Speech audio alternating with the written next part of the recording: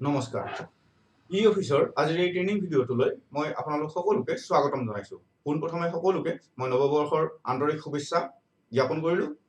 আজিৰ এই ই অফিচৰ এই ট্ৰেইনিং ভিডিঅ'টো আৰম্ভ কৰাৰ মূল উদ্দেশ্যটোৱে এইটো যে ই অফিচৰ এটা নতুন ভাৰ্চন এতিয়া আমি লাভ কৰিছোঁ সকলোৱে।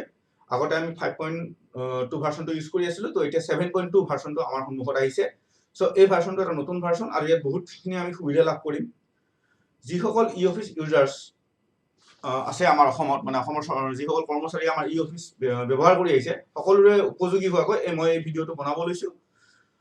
যদিও এই ভিডিঅ'টো মূলতঃ মই জলসিঞ্চন বিভাগৰ কৰ্মচাৰীসকলৰ কাৰণে বনাইছোঁ, চ' বাকী বিভাগসমূহেও এই ভিডিঅ'টো তেওঁলোকে বিচৰা যিখিনি যাৱতীয় তথ্য ইয়াত লাভ কৰিব পাৰিব।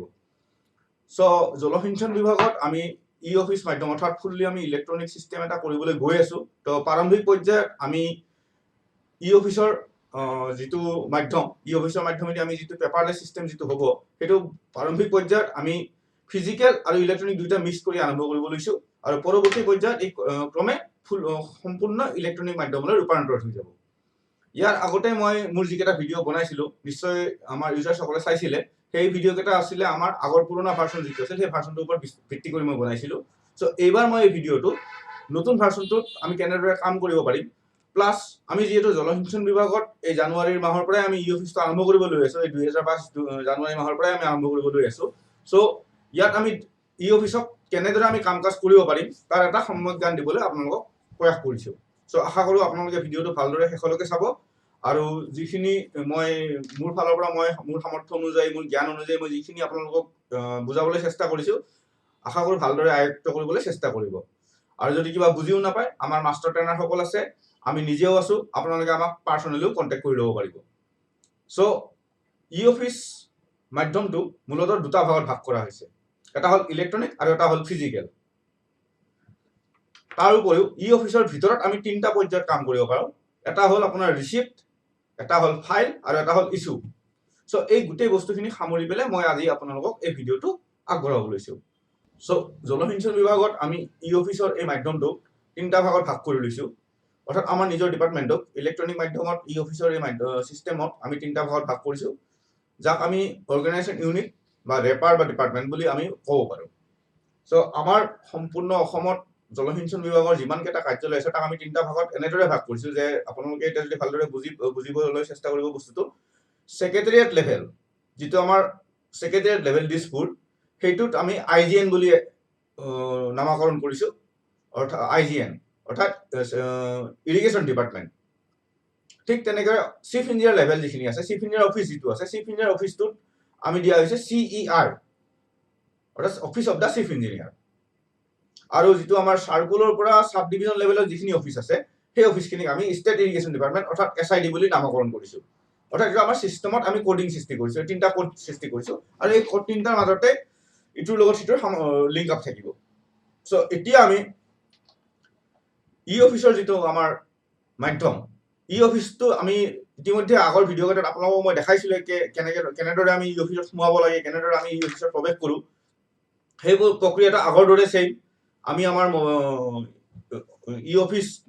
assam.eoffice.gov.in মাৰিব লাগিব। আমাৰ স্ক্ৰীণত যিটো স্ক্ৰীণ আহিব, সেই স্ক্ৰীণখনত আমি আমাৰ মেইল ID আৰু পাছৱৰ্ড দিব লাগিব। আমালৈ এটা OTP আহিব, সেই OTPটো ক্লিক কৰাৰ পিছত আপোনালোকৰ সন্মুখত এনেকুৱাকৈ এখন স্ক্ৰীণ আহিব। ই অফিচত কাম কাজ কৰাৰ আগতে কেইটামান বস্তু আপোনালোকে মন দি শুনিব। চ' প্ৰথম কথাটো হ'ল যে এতিয়া আমি ই অফিচত আমাৰ জলসিঞ্চন বিভাগত বিশেষকৈ আমি দুটা মোডত কাম কৰিম, এটা হ'ল ইলেক্ট্ৰনিক, এটা হ'ল ফিজিকেল। আমি দুইটা কম্বাইন কৰি ল'ম। চ' প্ৰথম পৰ্যায়ত, এইখিনি কিন্তু প্ৰথম পৰ্যায়ত দেই, আমাৰ অতি শীঘ্ৰে অৰ্থাৎ সম্ভৱতঃ মাৰ্চ বা এপ্ৰিল মাহৰ পৰাই আমি ফুল ফ্লেজ ইলেক্ট্ৰনিক কৰিম, অৰ্থাৎ উইদাউট কমপ্লিট পেপাৰলেছ কৰিম আমি ডিপাৰ্টমেণ্টটো। তো তাৰ আগতে প্ৰিলিমিনাৰী ষ্টেজত আমি দুটা ছেকশ্যন ইলেক্ট্ৰনিক কৰিম, এটা ছেকশ্যন আমি ফিজিকেল কৰিম। চ' ইয়াৰ আগতে মই অকণমান আগতে ক'লো যে আমি ই অফিচত আমি তিনিটা ভাগত কাম কৰিব পাৰোঁ, ৰিচিপ্ট অৰ্থাৎ ব্ৰাউজ এণ্ড ডায়েৰিজ, যিটো আমি আগতে আপোনালোকক কৈছোঁৱে, তাৰপিছত ফাইল আৰু এটা হ'ল ইছ্যু। এতিয়া আমি ৰিচিপ্ট ছেকশ্যনটো আৰু ডেছপাছ অৰ্থাৎ ইছ্যু ছেকশ্যনটো ইলেক্ট্ৰনিক কৰিম। কেৱল মাত্ৰ ফাইল যিটো ছেকশ্যন থাকিব ই অফিচত, এই ফাইল ছেকশ্যনটো বৰ্তমান আমি ফিজিকেল চিষ্টেমত ৰানিং কৰিম। সো এতিয়া কথাটো হ'ল কাম ই অফিচত কাম কৰাৰ আগতে আমি প্ৰত্যেকজন ইউজাৰক এটা কথা কওঁ যে আপোনালোকে প্ৰথম কাম হ'ব আপোনালোকে নিজৰ কম্পিউটাৰত যিটো আমাৰ মাই কম্পিউটাৰ যিটো অপশ্যন পাওঁ নিজৰ কম্পিউটাৰ যেতিয়া আপুনি মাই কম্পিউটাৰ সকলোৱে গম পায় মাই কম্পিউটাৰটো আপোনালোকে ক্লিক কৰি ল'ব মাই কম্পিউটাৰত যেতিয়া আপোনালোকে নিজৰ ড্ৰাইভখিনি দেখা পাব চাপ'জ এতিয়া মোৰ কম্পিউটাৰ মই মোৰ মাই কম্পিউটাৰ ক্লিক কৰাৰ পিছত মোৰ সন্মুখত এনেকুৱাকৈ এখন স্ক্ৰীন আহিছে ইয়াত আপোনালোকৰ প্ৰথম কাম হ'ব আপোনালোকে এটা ফল্ডাৰ বনাই ল'ব লাগিব নিজৰ ডিপাৰ্টমেণ্টৰ নামত এইটো কিন্তু সকলোৱে মেণ্ডেটৰী হিচাপে ল'ব ফল্ডাৰ বনাওঁতে আপোনালোকে কেতিয়াও চি ড্ৰাইভটো ইউজ নকৰিব যিটো আমাৰ চি ড্ৰাইভ দেখা পাইছে আপোনালোকে এই চি ড্ৰাইভটো আপোনালোকে ইউজ নকৰিব এই কথাটো মই এইকাৰণে বাৰে বাৰে কৈছো যে কেতিয়াবা কিবা কাৰণত আমাৰ যদি মেচিনটো ফৰমেট কৰিব লগা হয় তেনে ক্ষেত্ৰত আমি চি ড্ৰাইভটো কেতিয়াও ইউজ কৰিব নালাগে সো এতিয়া আপোনালোকে বস্তু এটা চাওক যে আপোনালোকৰ কম্পিউটাৰৰ সন্মুখত যিখন স্ক্ৰীন আহিছে এই চি ড্ৰাইভটো আপোনালোকে ব্যৱহাৰ নকৰিব ডি আছে ই আছে জি আছে এইচ আছে আই আছে জি আছে আপোনালোকৰ এক্সট্ৰা ড্ৰাইভ সেই ড্ৰাইভকেইটা আপোনালোকে ব্যৱহাৰ কৰিব চি ড্ৰাইভটো সদায় চিষ্টেম ড্ৰাইভ সো কিবা কাৰণত মেচিন ফৰমেট কৰিব লগা হলে চি ড্ৰাইভৰ বস্তু এইটো উৰি যাব পাৰে কিন্তু বাকি ডাটাখিনি আপোনাৰ সেভ হৈ থাকিব সো ডেট সেইকাৰণে মই বাৰে বাৰে পুনৰ ৰিপিট কৰিছো আপোনালোকে কেতিয়াও চি ড্ৰাইভত কোনো বস্তু সেভ নকৰিব বাকি যি যিকেইটা ড্ৰাইভ আছে তাত আপোনালোকে ব্যৱহাৰ কৰিব এটা কথাটো হ'ল আপোনালোকে প্ৰথম কাম কি কৰিব সাপোজ সে ফৰ এক্সাম্পল মই ধৰি ললো যে মই মোৰ কম্পিউটাৰটোত মই জি ড্ৰাইভটো ব্যৱহাৰ কৰিছো সো ইয়াত মই মোৰ ড্ৰাইভটোত মই প্ৰথম এটা ফল্ডাৰ খুলিম মোৰ নিজৰ অফিসটোৰ নাম দি পেলাই সে ফৰ ধৰিলো মোৰ অফিসটো হ'ল circle office Nalbari circle office Dhubri বা ডিভিজন অফিস গোৱালপাৰা সে ফৰ এক্সাম্পল সেক্ৰেটাৰিয়েট লেভেলত ইষ্টাব্লিছ ব্ৰাঞ্চ আছে ৱৰ্কছ ব্ৰাঞ্চ আছে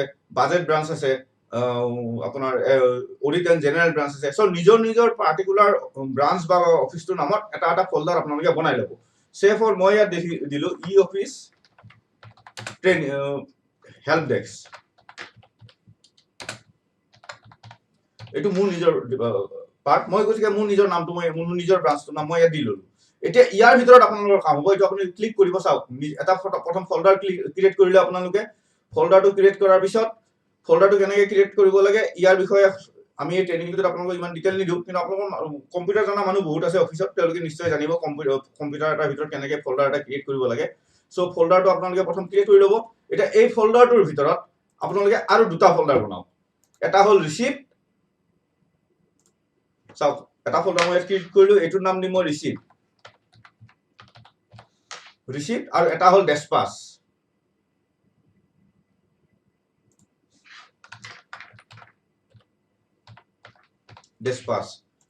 দুটা ফল্ডাৰ বনাই ললে আপুনি ৰিচিপ্ট এণ্ড ডেছপাছ এতিয়া আপোনাৰ কাম হ'ব আকৌ আহক এবাৰ ৰিচিপ্টৰ ভিতৰত আপুনি আৰু দুটা ফল্ডাৰ বনাওক এটা ফল্ডাৰত আপুনি দিয়ক বাই হ্যান্ড বা যিকোনো মানে যিখিনি আমাৰ ফিজিক্যাল লেটাৰ যিখিনি ৰিসিভ কৰো আমি ফিজিক্যাল দিলো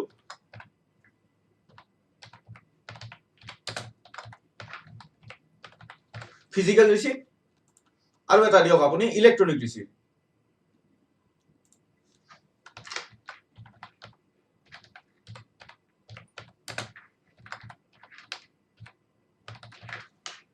এটা ফিজিক্যাল রিসিপ্ট এটা ইলেকট্রনিক রিসিপ্ট এইটো বনালে আপুনি কত বনালে এই বস্তুটো এইটো বনালে আপুনি যেটো ফল্ডাৰ ক্ৰিয়েট কৰিছে তাৰ ভিতৰত আপুনি ৰিসিপ্ট আৰু ডেছপাছ বুলি দুটা এক্সট্ৰা ফল্ডাৰ বনাব সাব ফল্ডাৰ বনাব সেই সাব ফল্ডাৰৰ ভিতৰত আৰু দুটা সাব ফল্ডাৰ বনাব এটা দিব ইলেকট্ৰনিক ৰিসিপ্ট এটা হ'ল ফিজিক্যাল ৰিসিপ্ট সেম বস্তুটো আপুনি ডেছপাছ বুলি যেটো ফল্ডাৰ বনাইছিল এই ডেছপাছ বুলি ফল্ডাৰটোৰ ভিতৰটো দিব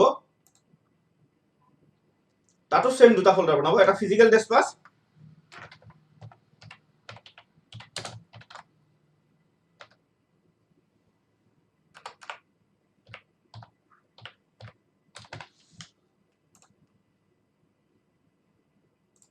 আৰু এটা দিব আপুনি ইলেকট্ৰনিক ডেছপাছ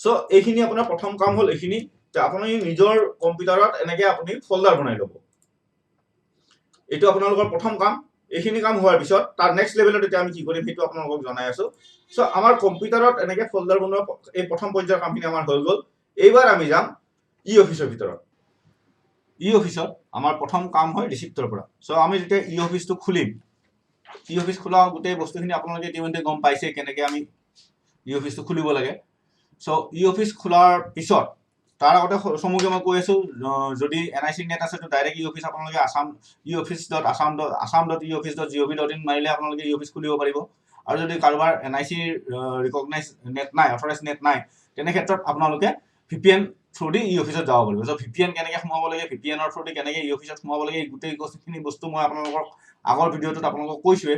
চ' এতিয়া কথা হ'ল আপোনালোকে অফিচটো ক্লিক কৰা, অফিচত যেতিয়া সোমোৱাৰ লগে লগে আপোনালোকৰ সন্মুখত এনেকুৱাকৈ এখন স্ক্ৰীন আহিব। এই স্ক্ৰীনখনত যেতিয়া আপোনালোকে সোমাব, ইয়াত আপোনালোকে প্ৰথম ক্লিক কৰিব লাগিব ফাইল মেনেজমেণ্ট চিষ্টেম। এটা বস্তু চাওক, পুৰণা ভাৰ্চনটো আৰু নতুন ভাৰ্চনটোৰ মাজত যিখন প্ৰথম স্ক্ৰীন আহিব, আমাৰ সেইখন ছেম আছে, ইয়াত একো চেঞ্জ হোৱা নাই। কিন্তু যেতিয়া আমি ফাইল মেনেজমেণ্ট চিষ্টেমটো ক্লিক কৰিম, ক্লিক কৰাৰ লগে লগে আমাৰ সন্মুখত এনেকুৱাকৈ এখন স্ক্ৰীন আহিব। এইটো নতুন ভাৰ্চনটোত আপডেট দিয়া হৈছে আৰু ইয়াত বহুত ধুনীয়া ধুনীয়া ফিচাৰ্ছ দিছে। চ' NIC ডেভেলপাৰ টিমটোক আমি ধন্যবাদ দিব লাগে, তেওঁলোকে বহুত ধুনীয়া চিষ্টেমত আমাক এবাৰ অফিচটো আমাৰ হাতত আমাক দিছে কাম কৰিবৰ কাৰণে। ইয়াত আপোনালোকে sub receipt section, file section আৰু ইছ্যু ছেকশ্যন, তিনিটা ছেকশ্যন ইয়াত ওপৰত দিয়া গৈছে।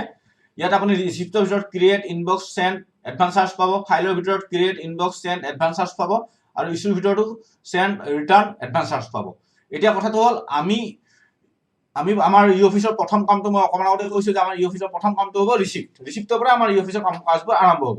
কিন্তু আমি এতিয়া ৰিচিপ্ট ছেকশ্যনটো বিশেষকৈ ইৰিগেশ্যন বিভাগৰ ক্ষেত্ৰত মই পুনৰবাৰ কৈছোঁ এটা কথা যে ইৰিগেশ্যন বিভাগে অফিচৰ যিটো তিনিটা ছেকশ্যন আছে, আমি অকণমান আগতে এই স্ক্ৰীনখনত আপোনালোক দেখালোঁ যে ৰিচিপ্ট, ফাইল আৰু চেণ্ড, ইছ্যু, এইকেইটা অপশ্যনৰ ভিতৰত ৰিচিপ্ট ছেকশ্যনটো আৰু ডেছপাচ বা ইছ্যু ছেকশ্যনটো আমাৰ ইলেক্ট্ৰনিক হ'ব। এতিয়া কেৱল মাত্ৰ ফাইল যিটো ছেকশ্যন সেইটোহে আমি ফিজিকেল মুভমেণ্টত ৰাখিম আৰু সেইটো আমাৰ উইদিন মাৰ্চ আমি ফুল্লি ইলেক্ট্ৰনিক কৰি দিম। ডেট মিনছ সম্ভৱতঃ মাৰ্চ এপ্ৰিল মানৰ পিছতে আমাৰ কমপ্লিট ইৰিগেশ্যন বিভাগটো পেপাৰলেছ হৈ যাব, টোটেল পেপাৰলেছ হ'ব। চ' তাৰ আগত আমি ৰিচিপ্ট ছেকশ্যনটো ফিজিকেল আৰু ইলেক্ট্ৰনিক দুটা মাধ্যমত আমি ৰিচিভ কৰিব পাৰিম লেটাৰ। যিবোৰ লেটাৰ আমাৰ বাই হেণ্ড আহিব সেইবোৰ আমি ফিজিকেল চিষ্টেমত আমি ৰিচিভ কৰিম আৰু যিবোৰ লেটাৰ আমাৰ অফিচ মাধ্যমত আহিব সেইখিনি আমাৰ ইলেক্ট্ৰনিক মাধ্যমত ৰিচিভ কৰিম। এই দুইটা বস্তু মই এতিয়া আপোনালোকক দেখাবলৈ গৈ আছোঁ। চ' প্ৰথম পৰ্যায়ত মই আপোনালোকক দেখাইছোঁ কেনেকৈ আমি ফিজিকেলি ৰিচিভ কৰিম। ছেম প্ৰচিডিঅ'ৰ আগৰ ভিডিঅ'টো মই আপোনালোকক দেখাইছোঁ। ফিজিকেল চিষ্টেমত ৰিচিভ কৰিবলৈ হ'লে আপুনি ৰিচিপ্টত যাব, ব্ৰাউজ এণ্ড ডায়েৰিজ বুলি অপশ্যনটো পাব। ব্ৰাউজ এণ্ড ডায়েৰীৰ তলত আপোনাৰ ফিজিকেল বুলি এটা অপশ্যন আছে, ফিজিকেল অপশ্যনটো ক্লিক কৰিব। আপোনাৰ সন্মুখত এই ফিজিকেল বুলি এনেকৈ লিখা আহিব, দেখিছে আপোনালোকে। আৰু ঠিক তেনেকৈ ইয়াত মেটা ডাটা ছেকশ্যন, যিটো মেটা ডাটা আমি যিখিনি ডাটা আমি এণ্ট্ৰি কৰিম এই ডাটাখিনি ইয়াত থাকিব। এতিয়া কথাটো হ'ল যিখন লেটাৰ আপুনি ৰিচিভ কৰিব সেই লেটাৰখন প্ৰথম কাম হ'ব আপোনাৰ, যিখন লেটাৰ আপুনি ৰিচিভ কৰিব এই লেটাৰখন প্ৰথম আপোনাৰ কাম হ'ব আপুনি ইয়াক স্কেনৰ থ্ৰু দি স্কেন বা মোবাইলৰ থ্ৰু দি আপুনি স্কেন কৰি ল'ব লাগিব PDF ফৰ্মেটত। স্কেন কৰি পেলাই আপুনি ক'ত থ'ব? অকণমান আগত যে মই আপোনালোকক ক'লোঁ যে আমি ফল্ডাৰ কেইটামান বনাব লাগিব নিজৰ কম্পিউটাৰৰ ভিতৰত। এই ফল্ডাৰ যিকেইটা আমি ফল্ডাৰ বনাম সেই ফল্ডাৰ কেইটাৰ ভিতৰত আমি এই লেটাৰখন থ'ব লাগিব। যেনেকৈ মই আপোনালোকক অকণমান আগতে ফল্ডাৰ কেইটা বনাই দেখাইছিলোঁ যে আমি আমাৰ নিজৰ অফিচৰ নামটো দি পেলাই এটা ফল্ডাৰ বনাম। তাৰ ভিতৰত ৰিচিভ আৰু ডেছপাচ বুলি দুটা অপশ্যন থাকিব। আমি ৰিচিপ্টত যাম, ৰিচিপ্টত আমি যিটো ফিজিকেল ৰিচিপ্ট বুলি থাকিব এই ফিজিকেল ৰিচিপ্ট বুলি অপশ্যনটোত আমি ক্লিক কৰিম। এতিয়া কথাটো হ'ল যিখন লেটাৰ আমি এতিয়া স্কেন কৰিলোঁ সেই লেটাৰখন আমি এই ফল্ডাৰটোৰ ভিতৰত ছেভ কৰি থ'ম। প্ৰথম কাম হ'ব আমাৰ সেইটো। তাৰপিছত আহিম এতিয়া আমি অফিচলৈ। অফিচৰ যিটো চিষ্টেম হ'ব, অফিচৰ চিষ্টেমত আমি এতিয়া কি কৰিম, যিখন লেটাৰ আমি ছেভ কৰি থৈছিলোঁ পাৰ্টিকুলাৰ সেই লেটাৰখন আমি এতিয়া ইয়াতে আপলোড কৰিম। এই দেখিছে ওপৰত আপলোড বুলি যিটো বটন আছে, আপলোড বটনটো ক্লিক কৰিব। কৰাৰ লগে আপোনাৰ তাত এখন ড্ৰপডাউন স্ক্ৰীন আহিব। সেই ড্ৰপডাউন স্ক্ৰীনত আপুনি যে ছেভ কৰি থৈছিল লেটাৰখন সেই লেটাৰখন ইয়াত আনি পেলাই আপুনি ইয়াত আপুনি আপলোড কৰক। আপুনি ইয়াত আপলোড ক্লিক কৰাৰ লগে লগে আপলোড বটনটো ক্লিক কৰাৰ লগে আপোনাৰ ওচৰত ড্ৰপডাউন স্ক্ৰীন এখন আহিবই আপোনাৰ তাত। মোৰ এতিয়া ইয়াতে আপোনাৰ স্ক্ৰীনত মই দেখাব পৰা নাই, হয়তো কিবা টেকনিকেল ইছ্যু হ'ব পাৰে। চ' এনিৱে কিন্তু আপুনি আপলোড ক্লিক কৰিলে আপোনাৰ সন্মুখত এটা স্ক্ৰীন আহিব। তাত যাই পেলাই আপুনি যিখন লেটাৰ আপুনি ছেভ কৰি থৈছিলে সেই লেটাৰখন জাষ্ট ক্লিক কৰিব। ক্লিক কৰি পেলাই আপুনি তাত অপেন কৰি দিব। কৰাৰ লগে সেই কমপ্লিট লেটাৰখন আপোনাৰ ওচৰলৈ আহি যাব। ছে ফৰ এক্সাম্পল এইখন মোৰ লেটাৰ, এই লেটাৰখন মোৰ সন্মুখত আহিছে। ইয়াত আপোনাৰ এই লেটাৰখনত যিখিনি ডাটা আছে এই গোটেই ডাটাখিনি মই এতিয়া ইয়াত ভৰাব লাগিব। তাৰ লেংগুৱেজ কি আছে, লেংগুৱেজৰ ডেটত লেংগুৱেজ, ৰিচিভৰ ডেটত ৰিচিভ, লেটাৰত এটা ডেট লিখা থাকে। সাধাৰণতে সেই ডেটটো যিটো ডেট লিখা থাকিব পাৰ্টিকুলাৰ সেই ডেটটো আপুনি সেই লেটাৰ ডেটটো তাত মেনশ্যন কৰিব লাগিব। চ' যিখিনি বস্তু আপোনাৰ সেই লেটাৰখনত আপোনাৰ মেনশ্যন থাকে এভৰিথিং ডাটা আপুনি ইয়াত ভৰাই দিব লাগিব। দিয়াৰ পিছত কোনে কেনেকুৱা ধৰণৰ ডেলিভাৰী টাইপ কি আছিল, বাই হেণ্ড হ'ব, যিহেতু ফিজিকেল লেটাৰ বাই হেণ্ড আহে, আদাৰ কুৰিয়াৰ বা ইমেইল হৈও আহিব পাৰে। যিয়ে নহওক আপুনি ছে ফৰ এক্সাম্পল বাই হেণ্ড দিলোঁ। সচৰাচৰ আমাৰ বাই হেণ্ড আহে বা বাই পোষ্ট আহে। বাই পোষ্ট হ'লে বাই পোষ্ট দিব ইয়াতে পোষ্টেল বাই কুৰিয়াৰ বা সেনেকুৱা অপশ্যন আছে ইয়াতে আপোনাৰ। সো যিখিনি যিটো মেইন সেই লগত ৰিলেটেড অপশ্যন হয় সেইটো অপশ্যন তাত ক্লিক কৰিব সে মই ইয়াত বাই হেণ্ড দিলোঁ ইয়াৰ পিছত যিকেইটা মেণ্ডেটৰী ঘৰকেইটা কিন্তু আপুনি ফিল আপ কৰিব লাগিব সে ইয়াত আছে মিনিষ্ট্ৰী ডিপাৰ্টমেণ্ট আদাৰ্ছ সেই মিনিষ্ট্ৰী ডিপাৰ্টমেণ্ট আদাৰ্ছৰ ঘৰত আপুনি যোনটো ডিপাৰ্টমেণ্টৰ পৰা আপোনালোকৰ চিঠিখন আহিছে ফিজিকেলি সেই ডিপাৰ্টমেণ্টৰ নামটো মেনশ্যন কৰিব যোনজন পাৰ্চনে তলত ছিগনেচাৰ কৰিছে তেখেতৰ নামটো দিব সো তেখেতৰ নামটো দিলে জাষ্ট এইটো মোৰ ডেমো ভাৰ্চন মই জাষ্ট আপোনালোকক জাষ্ট দেখাই গৈছোঁ কিন্তু আপোনালোকে নিশ্চয় বুজি পাইছে এইখিনি বস্তু আগতে মই আপোনালোকক ট্ৰেইনিঙত বুজাইছোঁ সব ডাটা যিখিনি আছে এই ডাটাখিনি তেওঁ তাত ধৰক এড্ৰেছটো দিব চাপ'জ ক'ৰ পৰা ভৰাইছে চিঠিখন আহিছে কোন এড্ৰেছৰ পৰা আহিছে বা সেই পাৰ্টিকুলাৰ অফিচটোৰ এড্ৰেছটো সেই গোটেই বস্তুখিনি ইয়াত আপোনালোকে ভৰাব ভৰোৱাৰ পিছত যেতিয়া আপুনি ইয়াত ক্লিক কৰিব ইয়াত ছাবজেক্ট চাব ইয়াত মেণ্ডেটৰী ঘৰকেইটা কিন্তু ভৰাব যদি মেণ্ডেটৰী ঘৰকেইটা নভৰাই কিন্তু এই চিঠিখন একচেপ্ট নকৰিব সো যিকেইটা মেণ্ডেটৰী ঘৰ আছে এনেকৈ দেখিব আপুনি ৰঙা চিন এটা আহি যায় এনেকৈ সৰুকৈ দেখিছে নহয় সেই চিনটো থাকিলে জানিব যে ইয়াত আপুনি ডাটা ভৰোৱা নাই সো সেইমতে ডাটাটো ভৰাব ছাবজেক্ট কি আছিল চাব সেই ডাটা ছাবজেক্টবোৰ ভৰাব ছাবজেক্টখিনি ভৰাই এইবাৰ আপোনাৰ কাম আছে কি ইয়াতে চাব জেনেৰেট আপুনি ফিজিকেল লেটাৰখন জেনেৰেট কৰিব ইয়াত জেনেৰেট কৰাৰ লগে লগে কি হ'ব এটা ইচিআৰ নম্বৰ আহিব মই এটা জেনেৰেট নকৰোঁ ইলেক্ট্ৰনিক আৰু এইটো একেই বস্তু প্ৰচিডিউৰ মই ইলেক্ট্ৰনিকটো কেনেকৈ কৰিব লাগে সেইটো দেখাই দিম সো ইয়াত চাব জেনেৰেট কৰিব ইয়াত খালি এটা বস্তু মন কৰিব ফিজিকেল লেটাৰ যদি আপুনি ৰিচিভ কৰে ফিজিকেল লেটাৰখন ৰিচিভ কৰাৰ ক্ষেত্ৰত আপুনি কিন্তু জেনেৰেট কৰিব ঠিক আছে জেনেৰেট কৰাৰ পিছত আপুনি কালৈ পঠাব লাগে কি পঠাব লাগে এইটো পিছৰ পৰ্যায়ত আহিব এটা জেনেৰেট কৰি দিব সো লেটাৰখন জেনেৰেট কৰাৰ লগে লগে আপোনাৰ এটা ইচিআৰ নম্বৰ আহিব ইচিআৰ নম্বৰটো আপুনি সেই পাৰ্টিকুলাৰ ফিজিকেল লেটাৰখনৰ ওপৰত আপুনি লিখি ল'ব লাগিব এইটো ফিজিকেল চিষ্টেম দেই ফিজিকেলি এখন লেটাৰ আপুনি পাইছে ফিজিকেলি লেটাৰখন পোৱাৰ পিছত তাক আপুনি ৰিচিপ্টত যায় ব্ৰাউজ এণ্ড ডায়েৰীৰ ফিজিকেল ছেকশ্যনটো ক্লিক কৰিব ক্লিক কৰি তাত লেটাৰখনৰ আপলোড কৰিব আপলোড কৰি তাৰ মেটা ডাটাখিনি ভৰাব কৰি এবাৰ জেনেৰেট কৰিব এতিয়া মই আপোনালোকক এই একেই প্ৰচিডিউৰে এতিয়া মই আহোঁ ইলেক্ট্ৰনিকলি আমাৰ তাত চিঠি এখন আমি কেনেকৈ ব্ৰাউজ এণ্ড ডায়েৰীজত সোমাম এইটো চিম্পল প্ৰচেছ বস্তুটো চাওক যিহেতু ই অফিচ চিষ্টেমটোত ইৰিগেশ্যন ডিপাৰ্টমেণ্টত আমাৰ সম্পূৰ্ণ ইলেক্ট্ৰনিক মাধ্যম হ'ব ৰিচিপ্ট ছেকশ্যনটো আৰু ডেছপাচ ছেকশ্যনটো সো এইটো মেণ্ডেটৰীও কৰা হৈছে এইটো সকলোৱে মনত ৰাখিব mandatory it is mandatory secretary লেভেলৰ পৰা কিবা লেটাৰ আহে যদি সেইটো ই অফিচ মাধ্যমত আহিব লাগিব চিফলৈ যদি চিফে যদি কিবা এখন লেটাৰ দিয়ে সেইটো ই অফিচ মাধ্যমত আহিব লাগিব বা কোনোবা SDO লেভেল বা ইঞ্জিনিয়াৰ লেভেল বা চাৰ্কল লেভেলতো যদি কিবা এখন চিঠি আদান প্ৰদান হয় সেইটো ইলেক্ট্ৰনিক মাধ্যমত হ'ব লাগিব যিহেতু আমাৰ প্ৰত্যেকৰে ই অফিচ একাউণ্ট থাকিব এতিয়া আৰু এটা বস্তু মন কৰিব যে প্ৰথম ফাৰ্ষ্ট ষ্টেজ যাৰ হ'ব যোনে চিঠিখন ইছ্যু কৰিছে তেওঁৰ প্ৰথম কাম হ'ব সেই কমপ্লিট চিঠিখন স্কেন কৰি নিজৰ হাৰ্ড ডিস্কত ছেভ কৰি ল'ব লাগিব প্ৰথম ঠিক আছে সেই চিঠিখন ছেভ কৰিব সেই চিঠিখনৰ যিখিনি ডাটা আছে গোটেইখিনি হেৰি কৰিব এইখিনি বস্তু মই ডেছপাচ ছেকশ্যনত আপোনালোকক দেখাম কেনেকৈ কি কৰিব লাগে সো এতিয়া কথাটো হ'ল চিঠিখন বা সেই চিঠিখনৰ লগত থকা অল ডাটা কোনোবা চিঠিত এটা কপি থাকে কোনোবা ছবি দুটা কপি থাকে কিছুমান আমাৰ ডিমাণ্ড থাকে এষ্টিমেট থাকে কোনোবাটো হয়তো 50টা কপি পৰ্যন্ত কপি থাকিব পাৰে সেই কমপ্লিট বস্তুবোৰ কিন্তু প্ৰথম পৰ্যায়ত প্ৰথম ষ্টেজত যোনে কৰিব তেখেতে স্কেন কৰি নিজৰ চিষ্টেমত ৰাখিব লাগিব এই বিষয়ে মই ডেছপাচ ছেকশ্যনটোত আপোনালোকক বুজাম সো এতিয়া আমাৰ ৰিচিপ্ট ছেকশ্যনটো যিহেতু হৈ আছে ৰিচিপ্ট ছেকশ্যনটোত এতিয়া মই আপোনালোকক কৈ আছোঁ যে আমি ইলেক্ট্ৰনিকলি এতিয়া আমি লেটাৰ এখন ৰিচিভ কৰিম কেনেকৈ কৰিম সেইটো চাওক সো আপোনাৰ চেম প্ৰচিডিউৰ আপুনি ই অফিচটো খুলিব ই অফিচ খোলাৰ লগে লগে আপোনাৰ সন্মুখত ফাইল মেনেজমেণ্ট চিষ্টেমত সেই আগৰ স্ক্ৰীনখন আহিব এই ফাইল মেনেজমেণ্ট চিষ্টেমটো আপুনি ক্লিক কৰিব ফাইল মেনেজমেণ্ট চিষ্টেম ক্লিক কৰাৰ লগে লগে আপোনাৰ সন্মুখত এখন স্ক্ৰীন আহিব ইয়াত আপুনি এবাৰ তিনিটা যিটো লেফ্ট হেণ্ড চাইডে তিনিটা চিন আছে সেই চিম্বলটোত ক্লিক কৰাৰ লগে লগে আপোনাৰ তাত ৰিচিপ্ট লেটাৰ বুলি এটা অপশ্যন পাব চাওক ৰিচিপ্ট ফাইল ডেছপাচ ৰিচিপ্ট লেটাৰ এইটো ক্লিক কৰিব এইটো ক্লিক কৰাৰ লগে লগে আপোনাৰ তাত ইণ্ট্ৰা ই অফিচ আৰু আপোনাৰ ইমেইল এনেকুৱা কিবা কিবি অপশ্যন পাব আপুনি ইণ্ট্ৰা ই অফিচটো ক্লিক কৰিব ইণ্ট্ৰা অফিচ ক্লিক কৰাৰ লগে লগে আপোনাৰ সন্মুখত আপোনালৈ যিখন চিঠি পঠাইছে যোন পাৰ্চনে আপোনালৈ পঠাইছে চিঠিখন সেই চিঠিখন ইয়াত শ্ব' হ'ব মই পুনৰ কৈছোঁ ৰিচিপ্ট ছেকশ্যনত ক্লিক কৰিব তাৰ তলত 4 নম্বৰ ঘৰটো আছে ৰিচিপ্ট লেটাৰ্ছ সেইটো ক্লিক কৰিব তাৰ তলত ইণ্ট্ৰা অফিচ বা আপোনাৰ ইণ্ট্ৰা অফিচ বুলি এটা অপশ্যন পাব ইণ্ট্ৰা অফিচ চাওক ৰিচিপ্ট লেটাৰ্ছ ইণ্ট্ৰা অফিচ সেই অপশ্যনটো আপুনি ক্লিক কৰিব কৰাৰ লগে লগে আপোনাৰ তাত যিখিনি চিঠি আহিছে বা কোনোবাই যদি চিঠি পঠাইছে তাত আপোনাৰ শ্ব' হ'ব ECI নম্বৰ সহ যিটো ECI নম্বৰ বুলি মই আগতে কৈছিলোঁ যে ECR ECF ECI নম্বৰটো তাত শ্ব' হ'ব এখন লেটাৰ আপোনাৰ তাত দেখা পাব আপুনি এতিয়া কথাটো হ'ল ই অফিচ মাধ্যমত যেতিয়া আপুনি লেটাৰখন ৰিচিভ কৰিব তাৰ কাৰণে আপুনি নিজে তাক স্কেন কৰা বা সেই কৰাৰ প্ৰয়োজনে নাই, ই অলৰেডি আপোনাৰ চিষ্টেমত আহি গৈছে। আপোনাৰ কথাটো হ'ল যিখন চিঠি আপোনাৰ তাত আহিছে সেই চিঠিখন কি চিঠি আপুনি চাব লাগে। কেনেকৈ চাব? সেই চিঠিখন আপুনি ক্লিক কৰিব, ক্লিক কৰাৰ লগে লগে সেই চিঠিখন আপোনাৰ সন্মুখত আহি যাব। আপুনি এতিয়া এই চিঠিখন আপোনালৈ পঠোৱা অৰিজিনেল চিঠি হয় নে নহয়, আপোনাৰ কোনোবাই ভুলবশতো পঠাব পাৰে, ভুলবশত পঠালে আপুনি ৰিটাৰ্ণ কৰি দিয়ক। কিন্তু যদি চিঠিখন আপোনাৰ হয় সেই চিঠিখন আপুনি গোটেই ডাটাখিনি ইয়াত পাই যাব। এবাৰ চেক কৰি ল'ব চিঠিখন, চেক ক'ত কৰিব, যিটো অপশ্যনত আপুনি ক্লিক কৰিছে। ইয়াত আৰু এটা বস্তু মই কওঁ চাওক, এই মোৰ এই ইনবক্সটোত মানে লেটাৰ ৰিচিপ্টৰ ইনবক্সটোত মই 3খন লেটাৰ দেখা পাইছোঁ। 3খন লেটাৰৰ 2খন কিন্তু আপুনি চাওক লেফ্ট হেণ্ড চাইডত দেখাওক ডাইৰেক্ট বুলি লিখা আছে। ডেট মিনছ এই দুখন অলৰেডি ডায়েৰী কৰা হৈছে, অৰ্থাৎ এইখিনি পুৰণা লেটাৰ। এইখন লেটাৰ আমাৰ নতুন লেটাৰ য'ত নট ডাইৰেক্ট লিখা আছে। ডেট মিনছ এইখন আমি ডায়েৰী কৰা নাই এতিয়াও। চ' আমি চেক কৰি ল'লো লেটাৰখনৰ ডাটাখিনি আমি পঢ়ি চালো। চেক কৰিবৰ কাৰণে জাষ্ট তাৰ নম্বৰটোত ক্লিক কৰক, ইচিআই নম্বৰটোত ক্লিক কৰক, গোটেই লেটাৰখন আপোনাৰ সন্মুখত আহিব। আপুনি এবাৰ চেক কৰক এখন আপোনালৈ পঠোৱা লেটাৰ হয় নে নহয়। এইবাৰ আপুনি যাওক একশ্যন বুলি যিটো বটন আছে লাষ্টৰ ফালে চাওক, আপোনাৰ ৰাইট হেণ্ড চাইডে একশ্যন বুলি থকা বটনটোৰ কাষত এটা চিম্বল পাব, তাত লিখা আছে ডাইৰেক্ট। মাউচটো তাত লৈ গ'লে দেখা পাব ডাইৰেক্ট বুলি আহে, জাষ্ট তাত ক্লিক কৰক।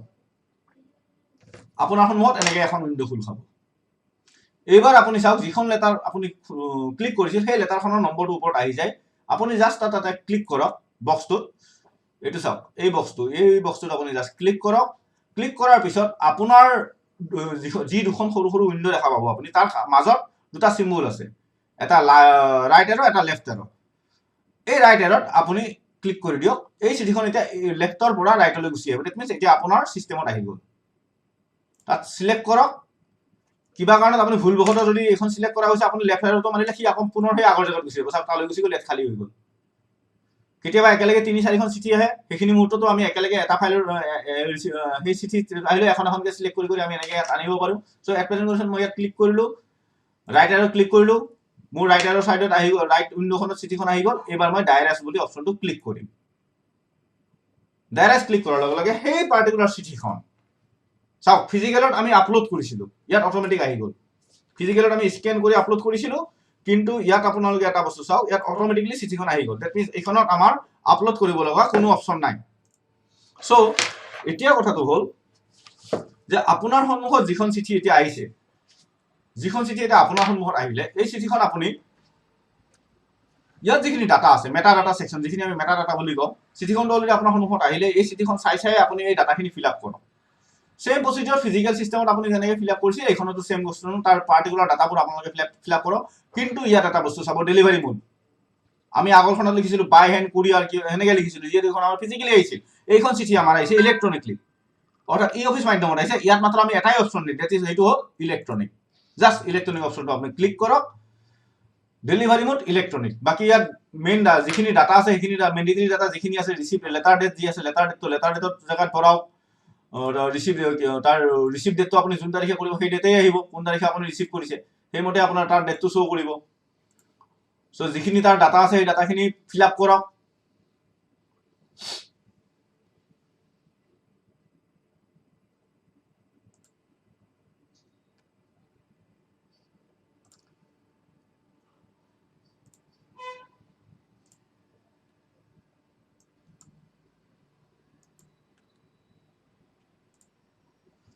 ইয়াত চাওক ৰিচিভ ডেট কোন তাৰিখে ৰিচিভ কৰিছে সেই ডেটটো দিব, ডায়েৰী ডেট কোন তাৰিখে গৈছে সেইটো ডেট দিব। সচৰাচৰ আমাৰ ৰিচিভ ডেট আৰু ডায়েৰী ডেট একে হ'ব লাগে। এইটো আজি 2 তাৰিখৰ ডেটত মই দেখাইছোঁ, 2 তাৰিখৰ ডেটে ইয়াত লিখিম। এই ৰিচিভ ডেট ডায়েৰী ডেটটো কিন্তু অট'মেটিক ল'ব। আপুনি ইয়াত বেক ডেট বা ৰিচিভ ডেট, বেক ডেট বা সেইবোৰ শ্ব' পৰাপক্ষত নকৰিব বেক ডেট। কাৰণ কি হয়, ডায়েৰী যোনদিনাখন কৰিব আপুনি সেইদিনাখনৰ ডেটটো ইয়াত পৰাপক্ষত মেণ্ডেটৰী দিব লাগে। চ' মই 2 তাৰিখৰ ডেটত ডায়েৰী কৰিছোঁ, ত' 2 তাৰিখৰ ডেটটো মই ৰিচিভতো লিখিম, কাৰণ মই এখন 2 তাৰিখৰ ডেটত মই ৰিচিভ কৰিছোঁ। কিন্তু কিবা কাৰণত কেতিয়াবা কি হয়, হয়তো কিবা কাৰণত আমি ৰিচিভ কৰাৰ ক্ষেত্ৰত কেতিয়াবা আগদিনাখন ৰিচিভ কৰোঁ, মাজত 2 দিন বন্ধ হ'ল, ডায়েৰী কৰা নহ'ল সেইদিনাখন। চ' আমি ডায়েৰী ডেটটো পিছত হ'ল। চ' তেনে ক্ষেত্ৰত হয়তো আমি ৰিচিভ ডেট আৰু ডায়েৰী ডেটটো বেলেগ বেলেগ হ'ব পাৰে। কিন্তু পৰাপক্ষত ডায়েৰী ডেট আৰু ৰিচিভ ডেট একে কৰিবলৈ চেষ্টা কৰিব। এতিয়া লেটাৰখন আপোনাৰ ইয়াত আহিল, লেটাৰৰ যিখিনি ডাটা আছে গোটেইখিনি ডাটা লিখিব, তাৰ এড্ৰেছ যি আছে গোটেইখিনি ভালকে লিখিব, গোটেই ডিটেইল এড্ৰেছ দিব দেই গোটেইখিনি। তাৰপিছত আপোনাৰ ষ্টেটৰ ঘৰত ষ্টেটটো ভৰাব, কোন ষ্টেটৰ পৰা আহিছে। চ' তাত ইয়াত মেণ্ডেটৰী ঘৰ যিকেইটা আছে গোটেই মেণ্ডেটৰী ঘৰকেইটা কিন্তু আপুনি ফিল আপ কৰিব, আৰু ছাবজেক্ট যি আছে গোটেই ছাবজেক্ট চব ভৰাব। এতিয়া আপোনালোকে এটা বস্তু মন কৰিব, ইয়াত আমাৰ দুটা অপশ্যন আছে। মই আকৌ এবাৰ স্ক্ৰীনখন আপোনালোকক দেখাইছোঁ। অপশ্যন দুটা হ'ল জেনেৰেট আৰু জেনাৰেট এণ্ড চেণ্ড।